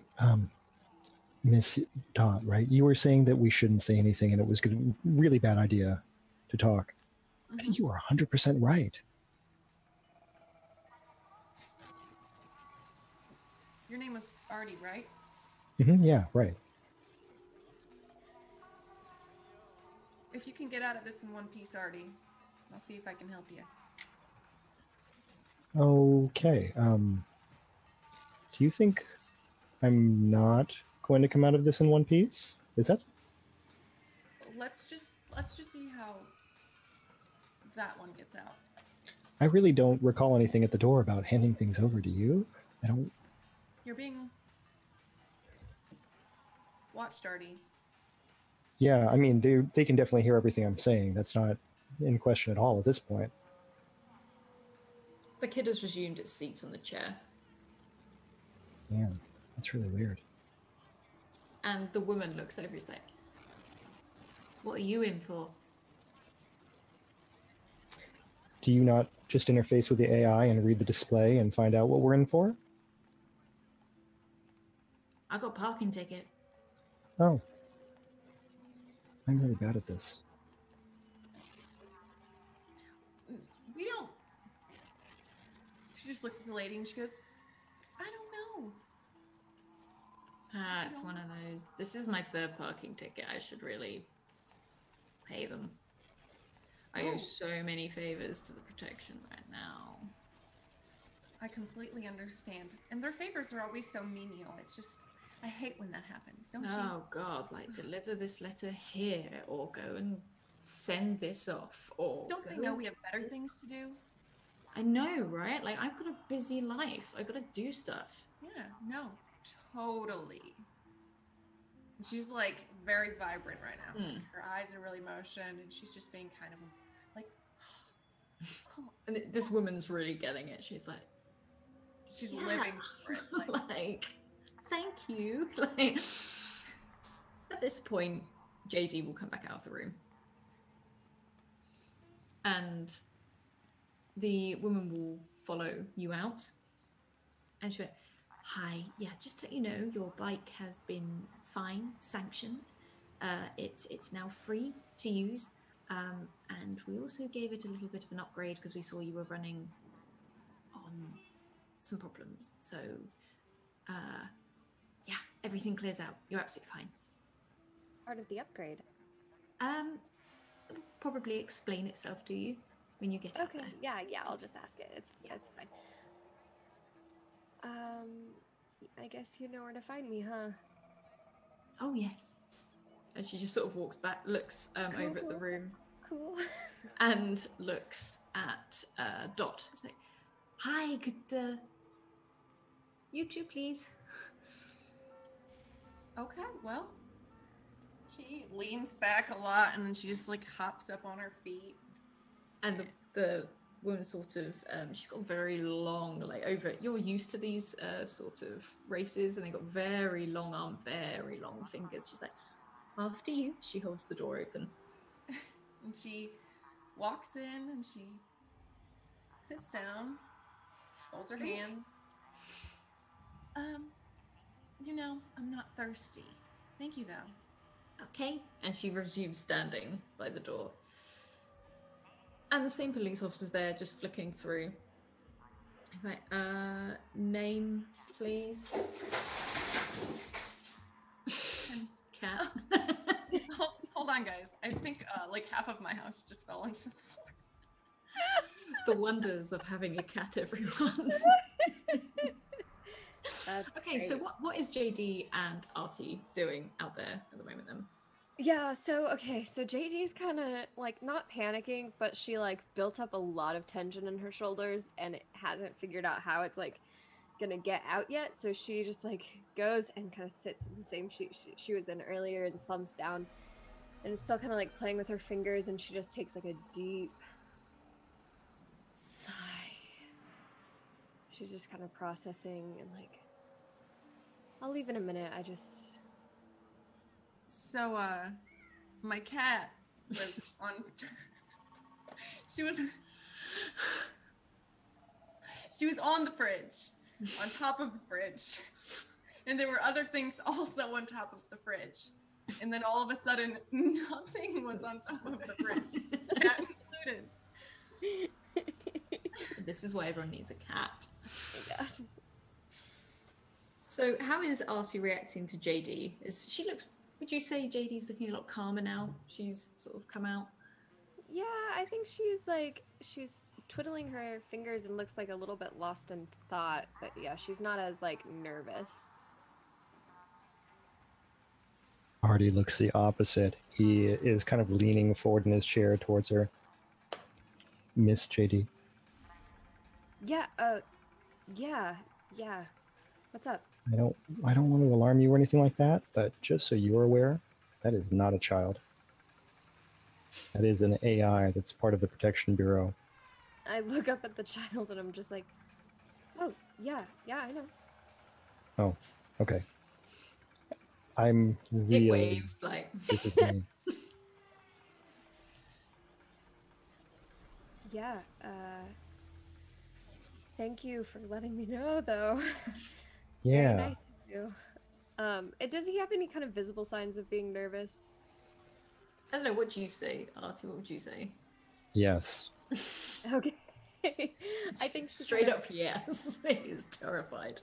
picks up on that, and she's like, I'm sure it'll be okay. They probably just have, a few standard routine questions to ask, that sort of stuff. They impounded my bike for a bit. I got it back. So, that's good, I guess. I guess so. We're going to hop back in to Dot. And the the police, not police officer, sorry, the protection officer is sat opposite, and he's like, can you please state your full name? Debbie Torres. Call me Dot. Debbie Torres. Okay. Okay, Debbie. We don't have a lot of records on you, which is fine, which probably means you've never been in trouble, so that's all good. But what's your job? We don't have that any recorded. I'm guessing you're not in the public sector. Oh, actually, I do dishwashing down at the cafe, the art cafe on, it's like right before you leave the Blue District. I can put it in your address if you want. Like, yeah, no, that'd be good. Then he just slides it across it. Thank you. and she just starts putting in work information in there while she like looks at them. Yeah, no, that's absolutely fab. Yeah, we've just had some reports of someone that looks like you. That's literally it. Just some reports that there's some people in not the lowest district, obviously, but the lower district. Yeah, just seen you wandering around, and there's been some problems down there lately, and we're literally just touching base with everyone. Okay. Or who has been reported in. You were reported to have been seen in the lower district. I have been down there a few times, yes, and she says that as she slides down the thing. Thank you. Yeah, no, I've been testing out. I work on these gas masks in my spare time. You know, I just like to test, you know, toxicity levels, how deep I can go, and I've recently been able to, you know, get down there. I made this from scratch. It's really neat, actually. If you ever want or need, I don't know, protection agency stuff is a little weird for me, but it's appreciated. I'll give you my card if you want. And she like pulls like a little e-card and like dings. Yeah, it's like, thank you, and it sort of zips over to his bracelet, and he's like, okay, so is this like a hobby of yours? It's just in my spare time. I like the cafe. I like watching those artists make things, but okay. And he sort of sits there and he ponders for a little bit, and he probably stares at you for a good couple of minutes, just looking, and then looking back at his screen, and then back at you. He's like, "That's all." Oh, well, if you need me, you know where to reach me. I mean, I do, and he sort of gestures to the screen. He's not got a smile on his face at all. He's just like, okay. And she just kind of smiles, and she kind of does like a hand wave to the other officer, and she kind of just stands up, starts to waddle. The other officer opens the door. Thank you. Just one last thing. Dot. I wouldn't go down to the lower levels at the moment. There's been a lot of gangs reported, just as a heads up. Don't want someone like you, a good, upstanding citizen, to disappear down there. Oh gosh, that is really scary. Yeah, I'll definitely keep my eye out and stay safer areas. You're right. And she like nods and goes to sit down. Thank you. And then he doesn't even get up from his seat, but as you can see, as the door opens and Dot walks back out, Artie will see him, just be like, Mr. Chen, please come in. Good luck. You got this. Thanks. Okay. Artie goes in. Can I get you a drink, beverage, or something? Please sit down. Oh, okay. Artie sits down. But do you want a drink or not? Yes, thank you. What do you want? You see, sort of sighs, and then the lady steps over and says, "We have tea, coffee, juice, water, milk," and she starts listing. Artie does not interrupt her, and at the end of the list says, "Tea would be nice." Tea. What tea would you like? We have fruit tea, lemon tea, green tea. And she just keeps on going until you stop her. He doesn't do that. And at the end, he says, green tea, please. Okay. And again, she walks over, presses a button on the desk, and a cup pops up. And she goes back to standing beside the door. Thank you. You are Artie Chen of the OTC, the Orbital Company. Yes. Okay. You have a father, Daniel Chen, that works at the hospital. Mm-hmm. Yes, I do. Were you there earlier today? Yes. Okay. How is your relationship with your parents? Fine. Good. You interested in his work in any way, or? No, I'm not really interested in medicine. Okay. You're off to university soon, aren't you? Mm-hmm. Yes. Do you think it's safe enough for someone who's never been out before to go to do this sort of thing? Wouldn't you feel more comfortable back at the orbital?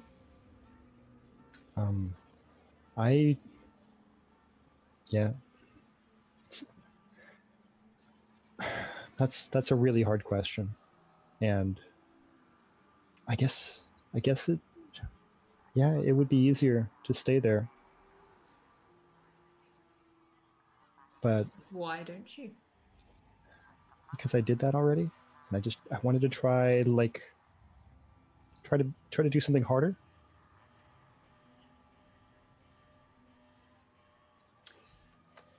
Why would someone like you, who lives in a wonderful place like that, I mean, most people would kill to be part of the orbital.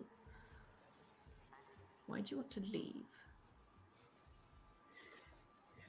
You could earn there, they could give you a job, you have a nice house, I hear you get front lawns up there.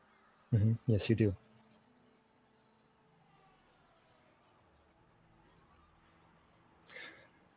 Oh, why would I want to leave there? I mean, I guess because I've never done anything else, and I have to try something. Well, if it doesn't work out, you can always go back. It's probably the best idea. It's much nicer up there. There's nothing, you're not missing out on anything down here. I mean, there's a lot I haven't seen. I've just had that one ride around, and there's such a big city. Yeah, but your taxi driver, George, was it? Yeah, he was nice. Yeah, he did a nice job. Thank you. He's good.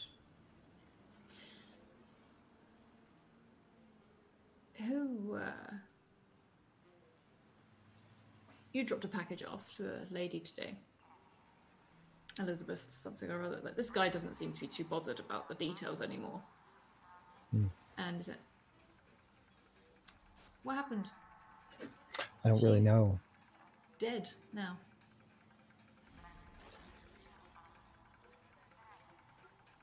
Nothing? No idea. I mean, I didn't even speak to her. When she came to get the package, she didn't talk to me. Good. Okay. Nothing else at all? Nothing else to report or... There is that there's an AI out in the other room. That's a Protection Bureau AI. Oh, I haven't logged it yet, but yes. Those things are a pain in the ass. It was really very rude. I mean, I didn't know what to do. I've never had to deal with that before. I understand. You won't have that sort of thing. They're designed to make people feel less nervous because a child's in it, but to be honest, it just pisses people off. Yeah, it's a lot worse.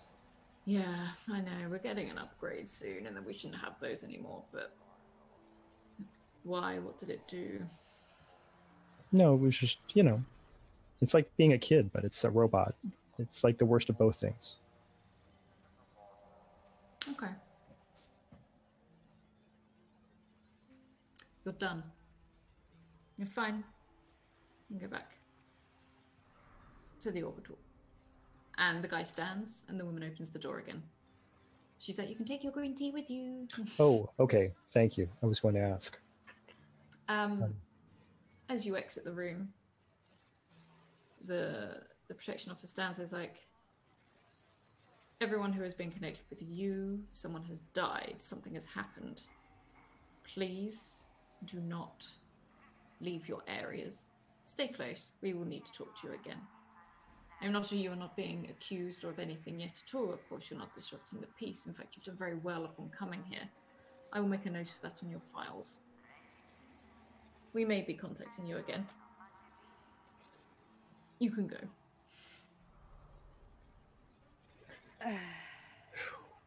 She'll take a deep breath and get up and, you know, kind of like rub her hands kind of nervously on her pant legs and just be like, are y'all okay? I guess so. Weird day, huh? I better get back to the hospital. Probably my mom is, you know, still there. Now that I have my bike back and whatnot. I'm sorry, your mom's in the hospital. Yeah. What's your mom in the hospital for? I don't know. They said that they had to put her in a medically induced coma and that it should be pretty standard, but Did she get into an accident? I don't. No, she said she had a cold on the phone when she called. But I'm sure it's fine. It's no big deal. It's just probably a trickier strain, I guess. Oh. Are you okay? Yeah. I am okay. Quick question, guys. Does anyone need a roommate right now?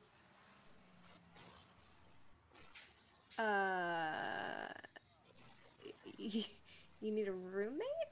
I mean, if you need a place to stay, you could probably stay with me. It's not the most comfortable. It's a little efficiency apartment. I'm She sure like we could. pats her on the shoulder and goes, "You're a lifesaver, JD. Here's my info." And she like taps her arm. And Yeah. if you need anything about your mom, just reach out. Actually, I might actually be heading that way. Do you want to just go together? I don't want you to be alone during this. To the hospital? Sure. I mean, unless you have someone sitting there with you, I don't. No, I mean, I don't at this point. My dad might get there, but sure, yeah, you're welcome to. And we can just head to the apartment afterwards. Okay. And she looks at Ernie. Who did you kill? I didn't do anything to her. She just died. I wasn't even paying. I swear, she just died. I mean, I just walked into the hotel room at the end. She said she wanted me to come in there and talk to her, and then she just died. The what room? The hospital room. Hotel room. Are you guys walking out as you're doing this? Mm-hmm. Okay. Just checking you're not stood in the waiting room. No, we're not like standing by the robo-child. Yeah, just double checking. I imagine Dot is keeping us safe. Oh yeah, Dot knows what's up. She's like, hushed tones, like she's like putting in like she's adding the address information into her system, and it's like just that way we can keep track of the trial and stuff, Artie, because we're all in this together. Who died in the hospital room? I mean, it's just some lady. I didn't even really meet her, but then she asked for me for some reason, and there's some really weird. That key was from her, for example. Do you remember the number? Mm-hmm, yeah, I've got. Oh, okay. Delete it from your phone or from your watch. You do. I don't know. Excellent. Thank you, Tweeter Avenka again. We have two artifacts and oddities, one for JD and one for Dot. If you could both roll a D100, please. Yes. Excellent. I'm so excited. 30. Lucky number 30. 30.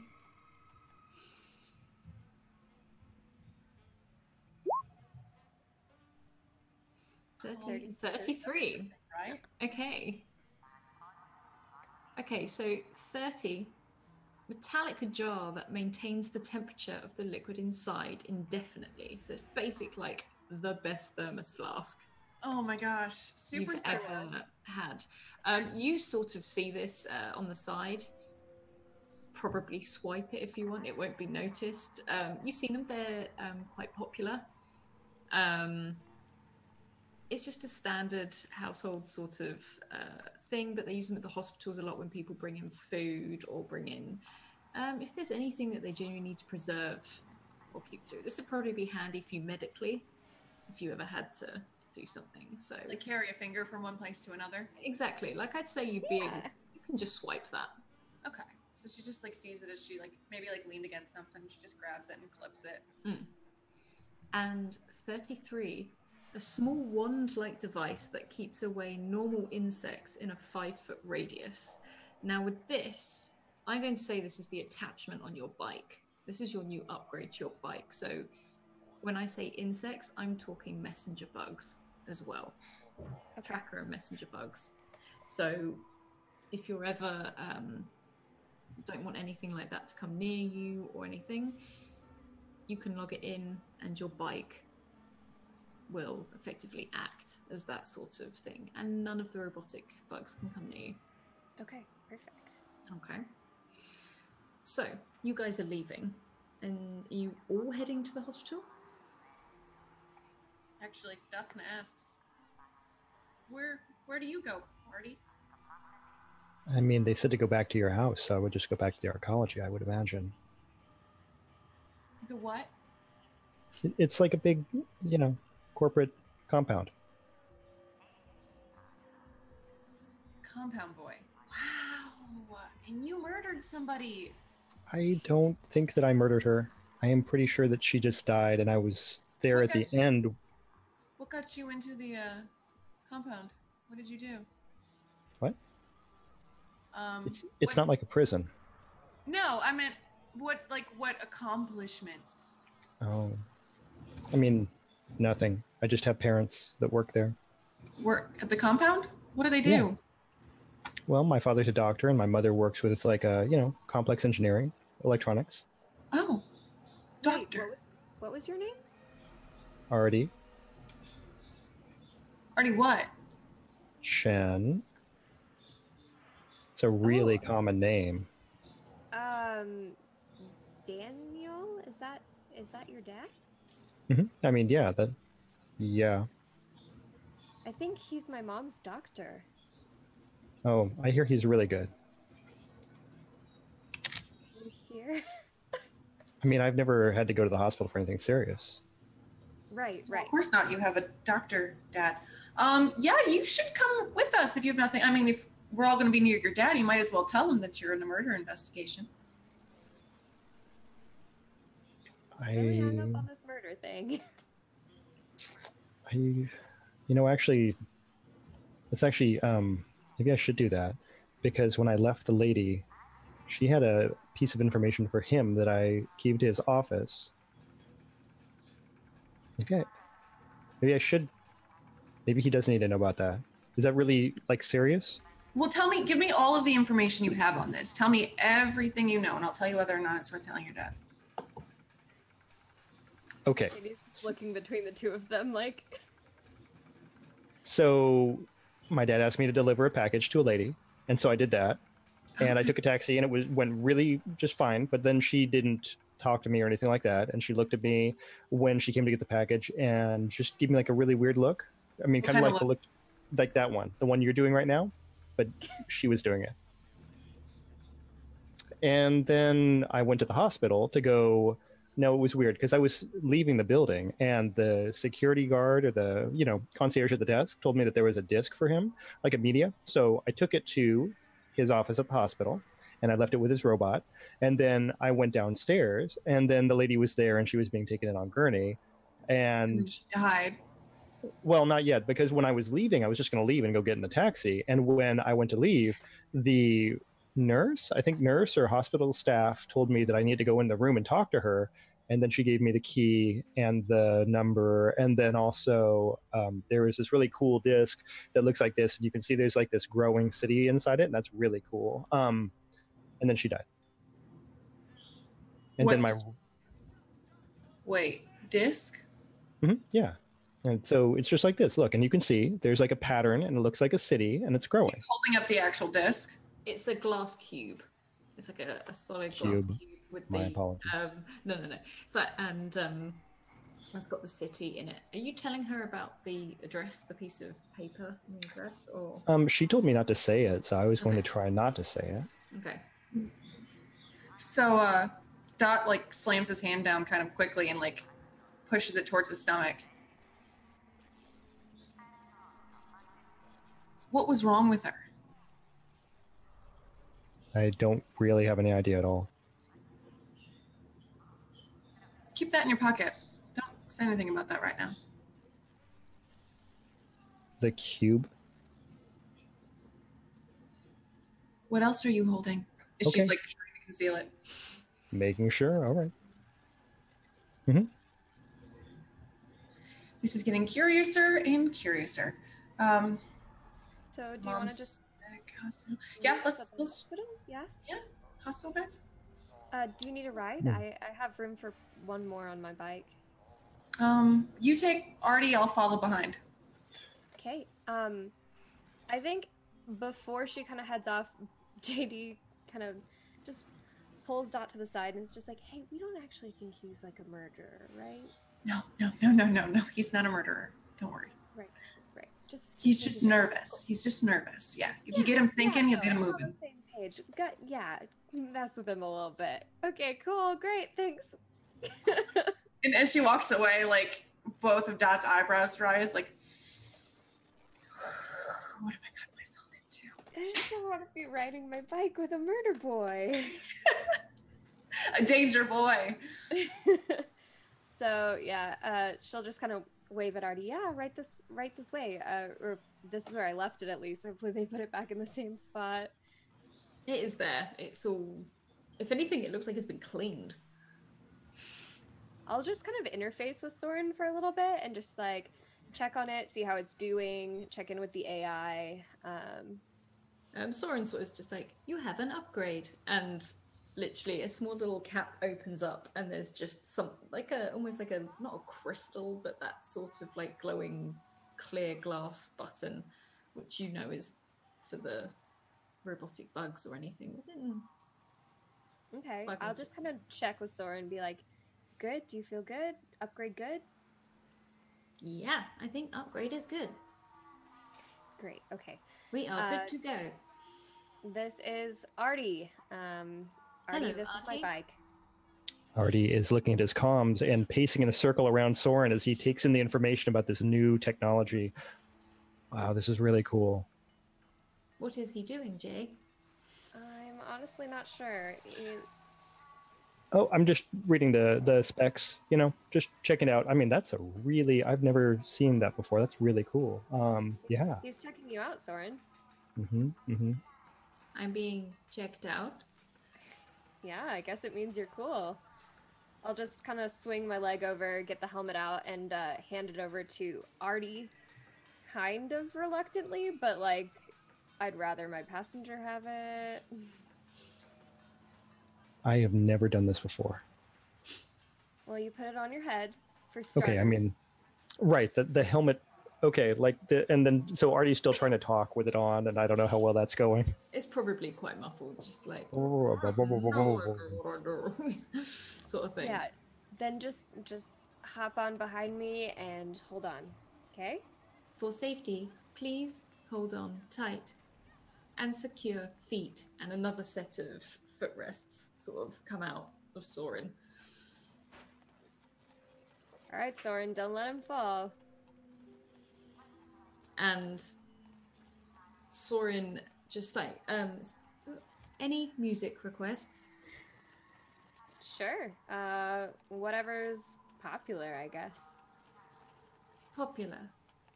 Topping the charts? And you get, I don't know, have you heard like IRL. Have you heard of Fat Rat? It's the sort of techno sort of beat like that. So that comes on, and you whiz off. You sort of at top speed, as it were, because like Soren's feeling like so good since she's had an upgrade. And JD, this is fine for you, but Artie, what happens to you? This is something you've never done before. Artie is holding onto the bike as hard as he can because it doesn't seem appropriate to just like grab JD, but he's not sure where you're supposed to grab on a bike. So he's just holding onto the sides of this, like with the edges of his hands, like as hard as he can, and probably a lot of leg, and trying not to fall off. How is he feeling? Because he's only ever been in like a taxi, so you've literally just entered the air. You can't see the ground. You just see lines and lines and streams of traffic all the way down, and people just doing it. They look like they do this every day, but this is that moment when you first get on a roller coaster and you're not sure if you're about to die or if you're having the best time you've ever had. That's Artie's time right now. Okay. And what about Dot? What's Dot doing? So I'm sure in this part of the city, there's like nice little like rent-a-car, like rent-a-bikes, and she just kind of like scans one, hitches it on, puts on. Well, she presses the button on the rental helmet to have it like auto clean itself before she puts people's germs on. She straps it on and she zooms out after them or before them while they're checking out the mods. You would probably get there before, just because Artie's been walking around the bike to have a look at what's going on and what is this thing? What's this? What's this? Yeah. So she just focuses her mind and gets the hospital, parks near like a bike parking area towards the front, and just waits. And then JD and Artie will arrive at the hospital, and you can see Dot's already parked up.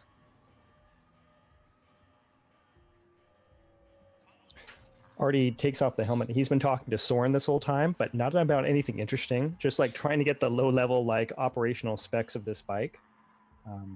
So yeah, good talk, Soren. Thanks for the ride. Thank you for joining us.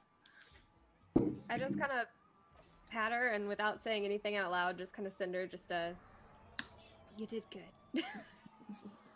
He is strange. Yeah. And then I'll lock up the helmet in the back and head over to join them. Oh, he's not a murderer, though. Then I walk off. That is good to know. While they walk up, like, JD's like, sorry, I'm JD now. Dot starts, like, she's writing something down with a pen and paper, and she, like, folds it up. And she, like, tucks it kind of, like, behind her hair in her ear like this. And she, like, pulls away and goes, how was your ride? You look shook. I mean, it was really cool, but yeah, that was intense. Yeah, he asked my bike of all the things she could do, and very entertaining. Wow. Compound kid. What do you use your bike for? Deliveries. I deliver like food and stuff. Oh, that's really cool. Yeah, she's pretty trusty. Wow. Okay, well, lead the way. I do with Artie, and I kind of lean over. I'm like, do you feel like everything she says is sarcastic? A little bit. She kind of reminds me of my mom that way. Making sure it wasn't just me. And then I'll head in, and I'm going to take us straight up to section B of floor, I think 147 it was. So. Yeah, your dad's not there yet. You're probably guessing he's taking some time to make sure everything's all right. Flowers aren't something that you can get because all of the gardens are floating up above. So he's probably gone to find some of the artificial ones that don't die at all, just keep reflowering, which can take some time. Your mother is there, and she seems to be asleep, and she's breathing regularly. Looks about like when I left her, actually. Do y'all want to join me in the waiting room? I mean, I just figure I'll stay here, and I know if you want to head to the apartment afterwards, you're kind of... Yeah, let me run to the bathroom real quick. Yeah. and I'll be right back here. You want me to grab something to eat while I'm walking? Snack would be great. Anything salty from one of the vending machines. She keeps her point. She like follows it over and starts pointing at Artie like, snacks? Yeah, sure. Okay, preference before I... And she like turns on her heel and walks with a pace out of the room. Grab 2 of whatever you get me, I guess. And she's walking like, and she's just kind of keeping her eye out for like cleaning, like people who are cleaning rooms. And she's just kind of like making her way around as quickly as possible. There's people cleaning rooms. There's also some people restocking up the cupboards. You'll know some of these things. They're like little vials with the medicine you'll normally probably buy on the black market, sort of thing.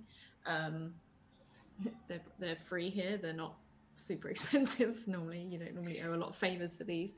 But you probably actually spot someone in there. You don't interrupt them or anything, probably, because they're stealing this, and it's right. Back well, there. That was the question. Is there anyone she recognizes? You can see a younger guy walking around. He's dressed as like a cleaner or something. He's not a cleaner, and because you know what to look for, you can see him popping some stuff in his pockets. Okay, so she's gonna walk over there. She's gonna pull a small scrap of paper, and she's just gonna like kind of like casually like clasp it into his hand, and then keep walking towards the nearest vending machine she can find. He smiles and just pockets it. Enjoy your day.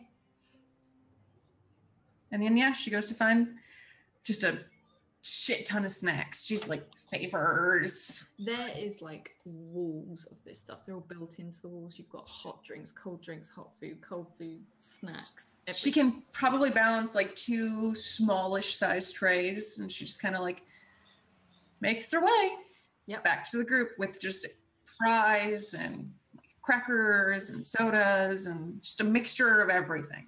Favors are no option. Okay, so when she comes back, what is she coming back to? What is JD and Artie doing?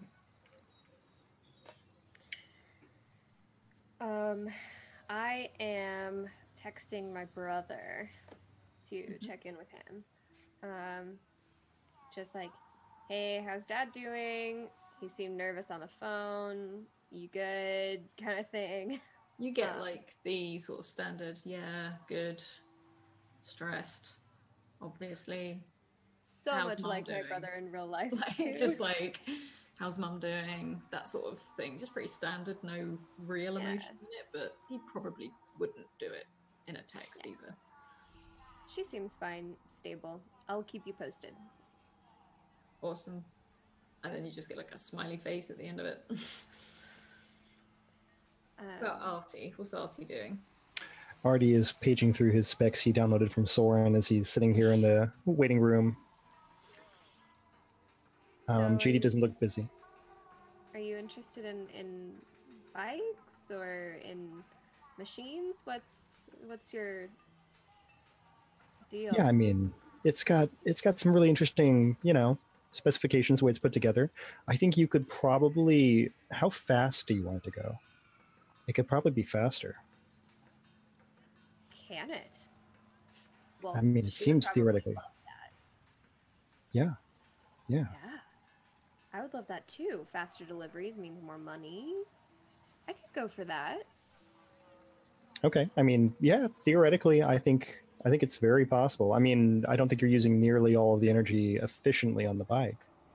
Yeah, I mean, she's a good model, very trusty. I spent quite a few favors on her, stocked those up for a while, but yeah, it's I think she'd love that. She seemed pretty interested in chatting with you too, so. I mean, yeah, she's a nice bike. Yeah, it's not often many people talk to bikes. I'll just kind of like look down at my wristwatch. Okay, so at this point, Dot, you walk back in the room fully laden with snacks and sodas and everything. Yes. So I didn't know, you said salty, and I mean, Arnie gave me nothing. I don't know what they eat in the compound, but I don't usually get snacks at this time of day. there's a time of day for Wow. snacks? Rebel. You don't. Eat on a schedule? No. Do you do everything on a schedule? I do have a schedule. For snacks. Well, welcome to the city. Grab a tray, have a snack. I just kind of put my hands out to see if she'll toss me anything. She's got two full, like she cannot even, like she's got two trays. She kind of like looks. Someone take a tray, please. Got it. She'll hop up and grab one. Okay. And then she like sets the other one down on the Are there just like, I don't know, chips or something on there? everything. Like, Chips yeah. and french fries and she'll just take a bag of chips and toss it at Artie. Artie turns it over and reads the nutrition information. Of course he does. It's not supposed to be. Never mind. And then she'll set the tray down on one of the side tables and go ahead and grab some french fries for herself, along with one of the sodas. Okay. You sit there and you eat for a bit, or you can either chat or you can read the nutrition on the back of the packet. You will notice, probably JD, because you're probably going to be checking on your mother. She looks disturbed in the way that her sleep is disturbed. You notice both her fists are clenched and she's just shaking her head. That's probably not good, right? Should I call someone? No, yeah, I'm gonna step out in the hall and just be like, hello, excuse me. Hi, yes, this is just a young nurse that's walked past. Hello. Hi, yeah, my mom, she's the one in there. She seems, I don't know, she seems like maybe she's having a bad dream or something. I just thought maybe someone should check on her. I can do that. That's absolutely fine. I'll have a quick check, and if there's any problems, then I'll call the doctor. And Okay, yeah. she sort of comes in and sees the others and sort of acknowledges, like, hello. And she does all the standard checks. You can see her playing with the machines, and I was like, no, I think she's all good. Probably just a bit of a nightmare, though I sort of want to relax her hands a bit because I don't really want her to hurt herself. And she's trying to. Now she's like, I don't really want to give a sedative because obviously this person's sort of running through, like she's speaking out loud, and she's like, okay, I don't think we need the doctor. I think this is going to be a matter of her calming down.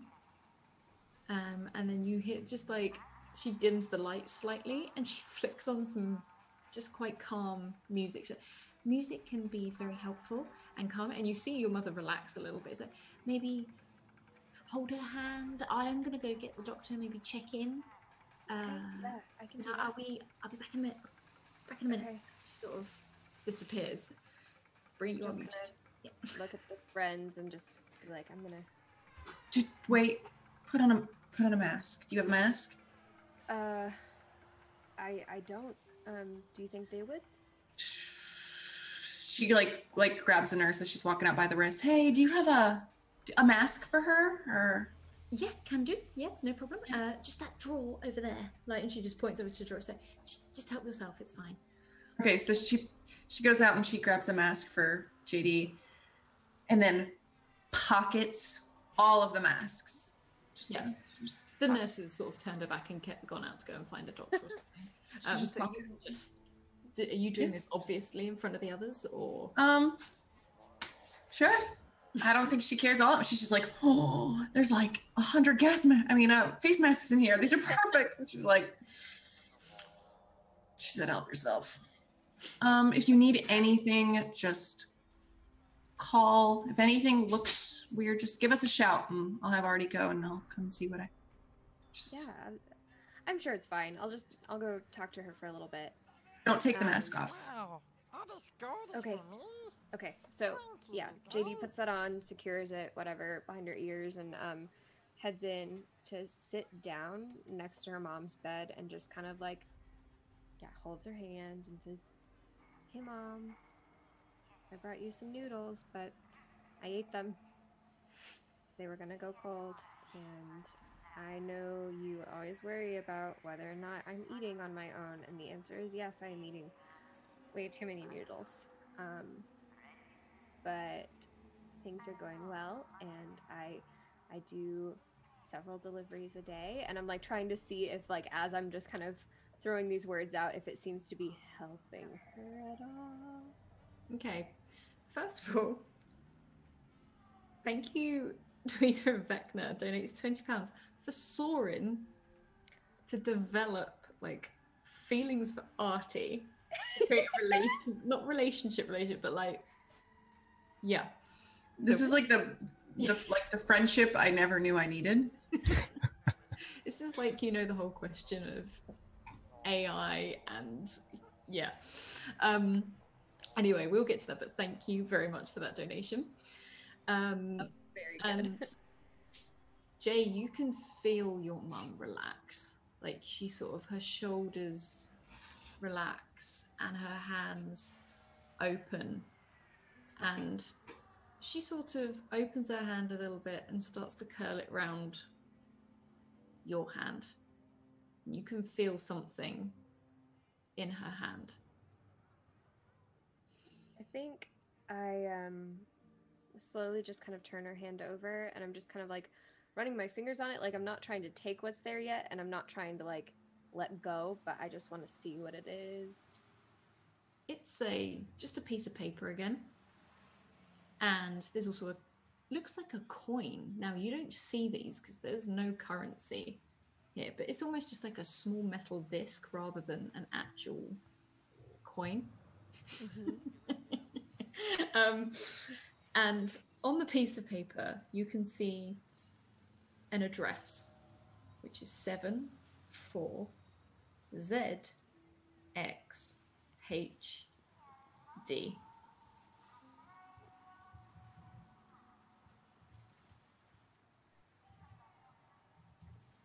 Okay.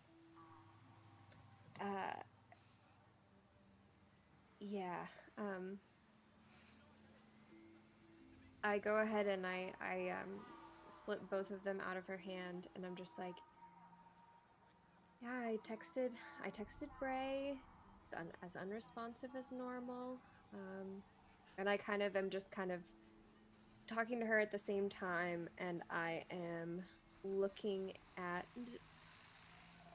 this coin, and I think I just kind of like pocket it. Like, I'll give it back to her if I need to after this is all said and done, but just I'm gonna keep it for now. She is relaxing. You can feel it. The nurse comes back in. She's like, the doctor will be along in a minute unless everything's okay. I think she's doing a little bit better, actually. Thank you for your help. Okay, well, just press that button if you need me. Okay. And she's just sort of ducks out again, like sort of double checking and like looking round the door before she leaves. Dad's nervous, but he really cares, and he'll be here soon. So I figure I can just hang out with you in the meantime. Bray's gonna keep an eye on home. You know how he is. Probably gonna stay home and play video games the whole time, but it's probably not something to be nervous about as much as this has happened. Things get fixed very quickly. Yeah. So she's just she's just talking. She's just, Okay, well, you do that for quite a bit. Yeah. What are the other two doing? What is Dot and Artie doing at this point? You see the nurse walk in and leave, like not in a panic or anything. Hospitals are the worst, aren't they? I mean, that might be rude. I guess you're a doctor, kid. I mean, I never ever come here. I think the protection agency office smelled worse, though.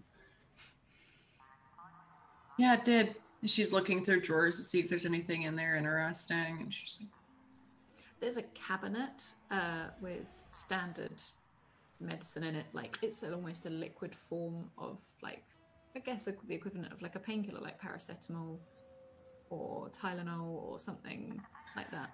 so in her mind, would she think she would get in trouble if she took these? It would only be if Artie told, because there's not really, people are busy. It's stuff you can get over the counter. It's not like, so you use this regularly. It's a standard painkiller. You probably use it when you're working on people. She just takes like 2, one of this.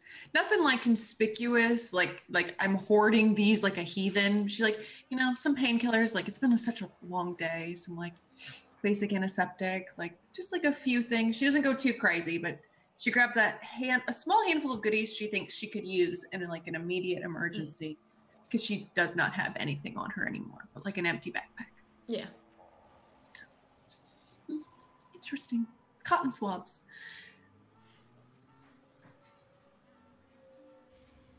So what do you think's wrong with her mom, doctor? I really don't know anything at all about medicine. The lady I met earlier today, she was really sweaty, and she seemed to be having trouble breathing. But, I mean, it doesn't look like your mom has that problem, right? I mean, she looks like she's breathing normally. In a coma? Yeah. I guess that changes things. Just a little. This lady you saw, did she have like extra veins or anything? Just sweaty? Sweaty, pale,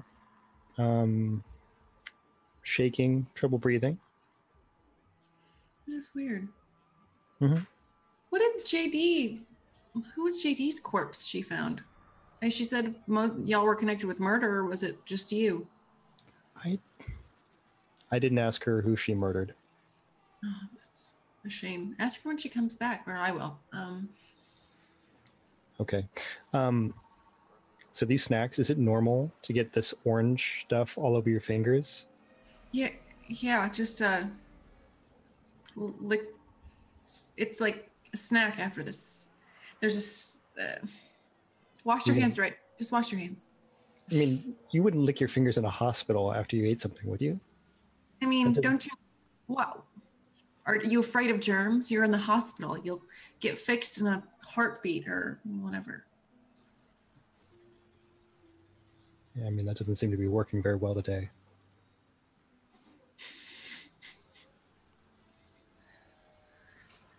That was a good one, Artie. She says as she closes the cabinets and then slams it really kind of harder than she meant to, but... Yeah, no one really pays attention to this. Is a busy place. Yeah, she just kind of rubs her hand and goes, I wonder if everything's okay in there. She kind of like tries to peek around inside and kind of like look at the way like her mom looks. Like, you can see JD in there just sat with her mum. You can't hear what she's saying, but she's talking, holding hands. You might, I don't know, JD, would they see you finding something in her hand? I think I found it before the nurse came in, so probably not if they weren't paying attention at that point. Okay, that's fine. You will notice it's getting darker outside, and all the clocks switch over, and the nurse comes back in, and she's like, I'm really sorry, but I'm gonna have to ask you to leave. It's visiting hours are over. I mean, you can come back in like 3 or 4 hours. It's just pretty standard if you want to go get something to eat, and just trying to make all others to sleep, and you know, we don't just you know, Yeah. and she just seems quite. We can't stay in the waiting room or anything either. No, not in this kind of case. I'm afraid she needs to be monitored. Okay. It's standard, JD. Let's get you some rest. And she might be wide awake waiting for you when you get back. Okay. Yeah, okay. So I'm just gonna squeeze my mom's hand, say, hey, I'll be back in a couple hours. I'm gonna go try and take a quick nap at home. Maybe grab some more noodles in case you want some when you wake up. And I'll see you soon, okay? And then I'll just like, I still have the mask on, so I'm just gonna like blow a kiss to her. And then I will head out and kind of look at Dot. You want to head back to my apartment, maybe get some shut-eye, or? Oh, you're muted, Brie. Yeah. Sorry. I have trouble with, I'm still not used to Zoom. I'm used to like pressing like a button and then words coming out of my mouth. It's an adjustment.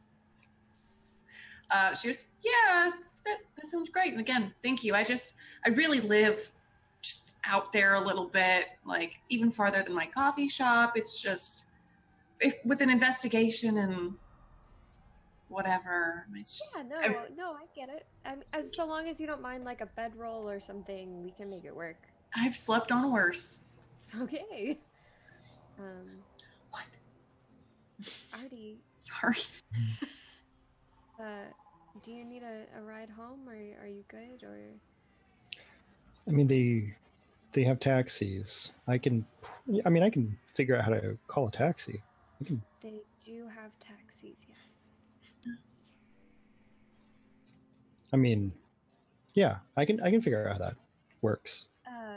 Hey, actually, let me just grab your info while we're here, and then can we just like touch wristbands and Yeah, like literally, get you just cool, bump cool, cool. together, and Mhm. it's Bump them together, and then just I'll just I'll contact you, see how you're doing. I know things are a little weird right now with the whole like murder investigation thing going on, and Can you try to convince Dot that I didn't kill anyone?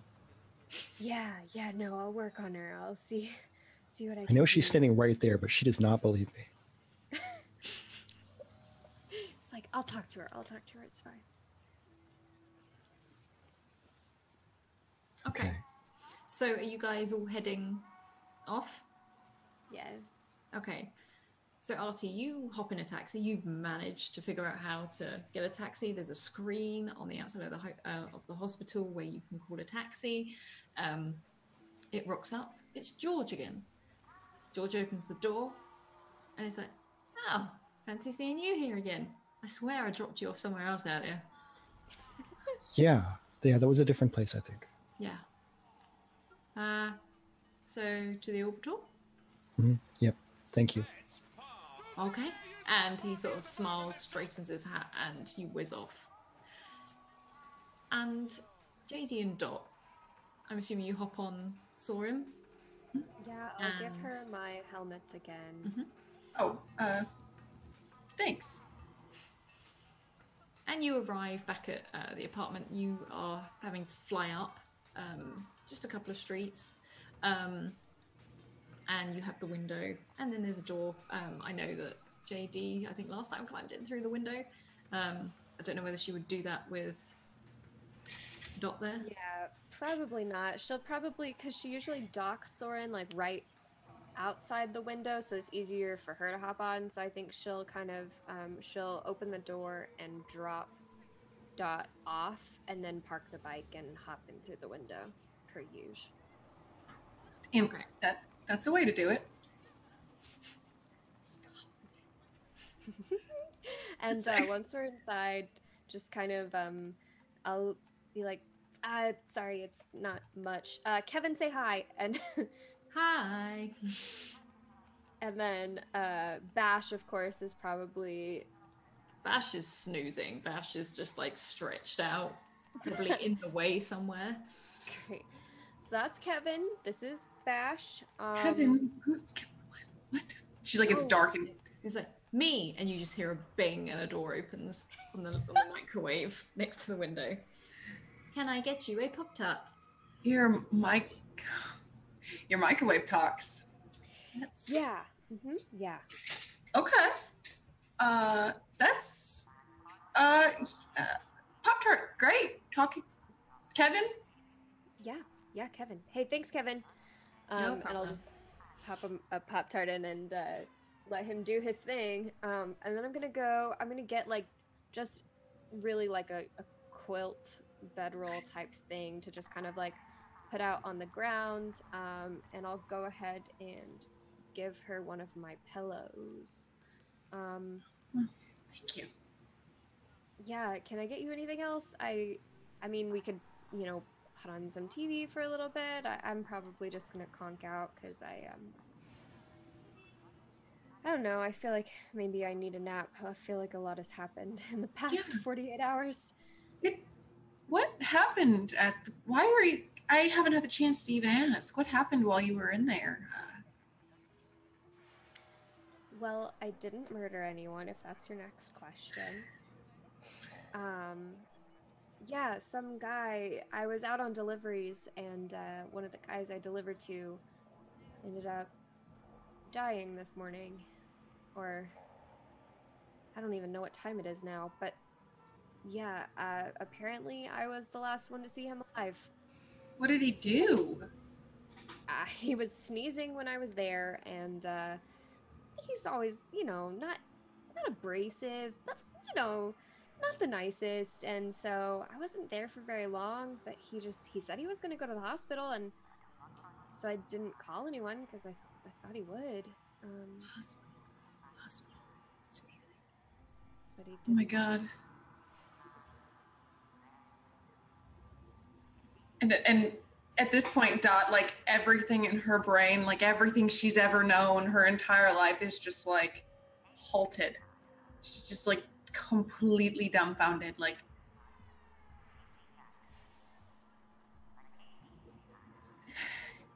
JD, do you find it weird that a man who just had the sneezes died?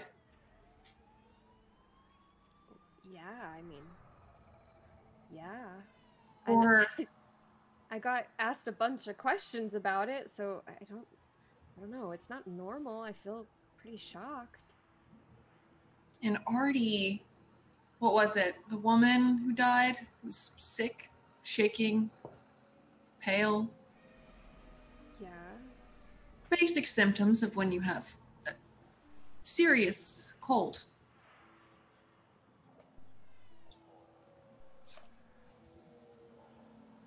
My mom has a cold. And she's in a coma.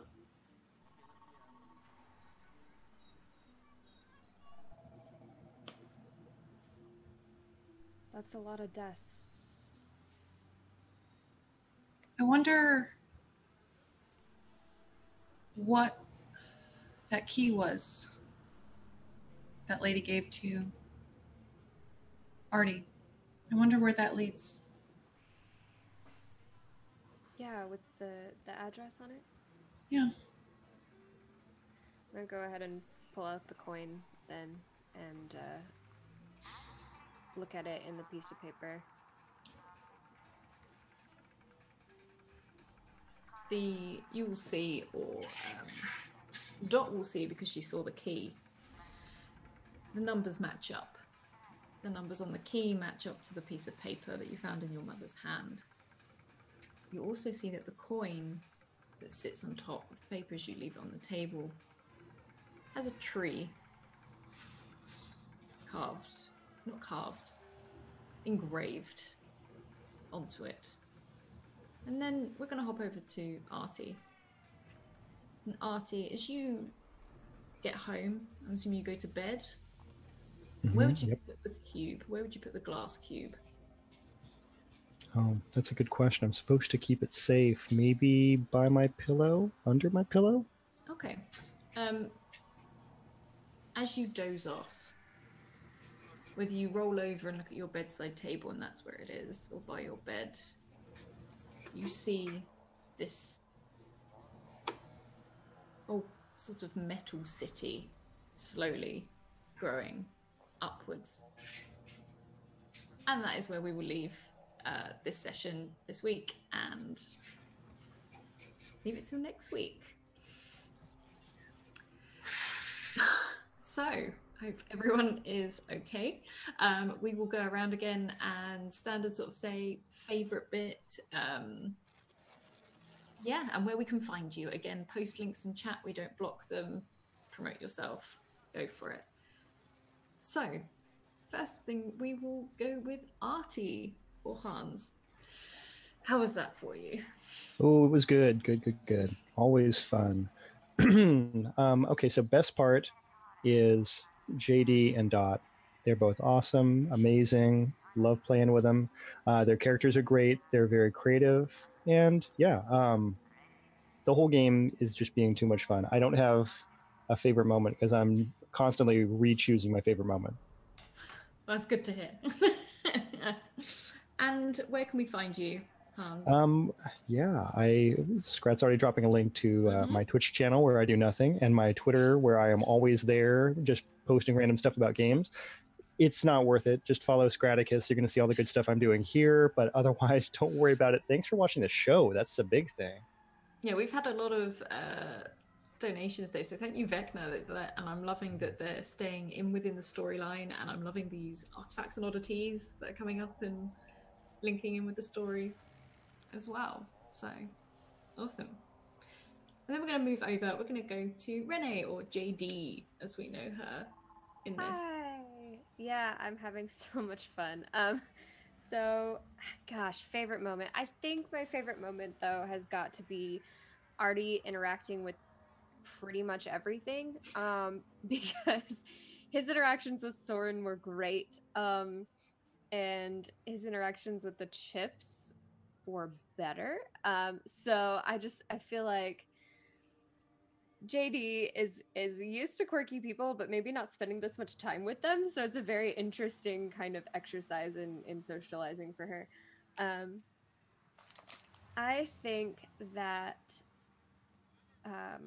I don't know. I feel like we're throwing a bunch of theories around in chat, and it's going to be really interesting to see as the characters start to discover. That's our personal chat, but as the characters start to discover things, as Dot is kind of putting things together, we'll see, and I'm really excited to see what those reveals are going to be. So you can find me at RayDNR on Twitter. I'll post something in the chat for that as well. I have a blog that I haven't posted to in a while, but I really do plan to. That's fatespun.wordpress.com, and I'm also the DM for an all-women, family-friendly D&D podcast called Fate and the Fable Maidens, and that can be found at Fate FM Cast across the board on social media, as well as pretty much any podcatcher your heart desires. So I have all of those links sent in Twitch. Awesome, thank you. And now hop over to NPC Bree, or Dot in this. I felt a lot of things. I had a very long day, and I don't think anything in my real life day was enough to prepare me for just how awesome this game was going to be. I think my favorite part was each of us having that blue screen for the first time, popping up here and then around us and everywhere we turned. It felt very much so like I was in a movie, and every part of me is like, run, just run. And I'm like, no, calm down. You're playing a game, play by the character. Very movie-like. It was a lot of fun. And I'm glad we all got to meet. It was great. It's fun. It's really exciting to see where these characters are going to go. I never liked Wednesdays before today. But you could also find me on Twitter, NPC Bree 2Es. I'm on Twitter more than I am in real life. So if you want to find me, that's where I'll be. I also stream on the Greyhawk channel on Sunday nights, 8:30 Eastern, and on Mondays at 1 p.m. Eastern, trying to keep up with the time zones, where I play 2 separate awesome Greyhawk games. I do other stuff, but I'm also lazy, so just keep up with me on Twitter. If you like cat pics, find me there. Yeah, I do tune in for cat. There's quite a lot of this. Awesome. I think one of my favorite bits today was, again, all the little reactions. Like, again, Artie doesn't know how to handle snacks. Just interactions in general. People who know me know that I like character development and things like that. Especially now that there's I think, well, I'm not going to say anything, but okay, just a few bits and bobs here then, right? Discord. I said earlier, it's an awesome, friendly place. It's very family filled, got awesome people on there, whether you want to talk about D&D, TTRPGs, whether it's questions or you just want to chat about it or chat in general, hop on there. If you want to be in a game like this, drop Scrap a DM on Twitter. Because we've got viewer games with 12 places every week. In fact, I'm running our one of our viewer games tomorrow, Argo 37, where I'm trying to adapt D&D 5e in space, because I just like space and I want to see what happens. YouTube, we are catching up. We are almost there. Once we get some time and some sleep, we will catch up on YouTube. Patreon is an awesome way to support us now that we're full time, for like sneak peeks and previews and artwork that doesn't get released. Also merch, our t-shirts, hoodies, and everything. We've got the awesome Academy emblem, which I'm trying to stop my cat from destroying stuff right now. Got the awesome Academy emblem, which was designed by our very own Ambly, who is an awesome artist, and I love her dearly.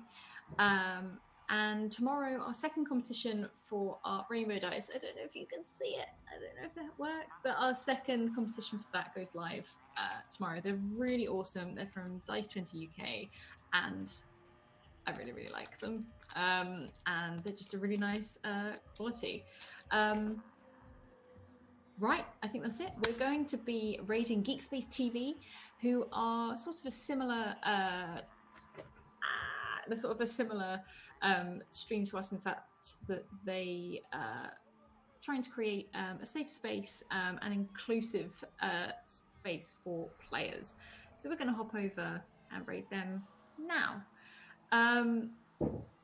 Yeah, so thanks everyone for tuning. Well, I'm very excited to see where these characters and this world goes. There's going to be a lot of secrets and mysteries that you guys, I think, I'm gradually going to filter in, and I always like seeing theories. So if you have any theories, like, tell me on Twitter, tell me on Discord. I'd love to hear them. Use the hashtag blame Artie's dad. Yeah, hashtag blame Artie's dad has come out for this campaign, so tag that and I'll have to check through them and see what they are. But anyway, thank you guys so much. We're off to the raid now. Just type in Scrap Raid, or if you don't have the emote, just let them know. Hashtag blame Artie's dad on the way in. So see you very soon, guys. Bye.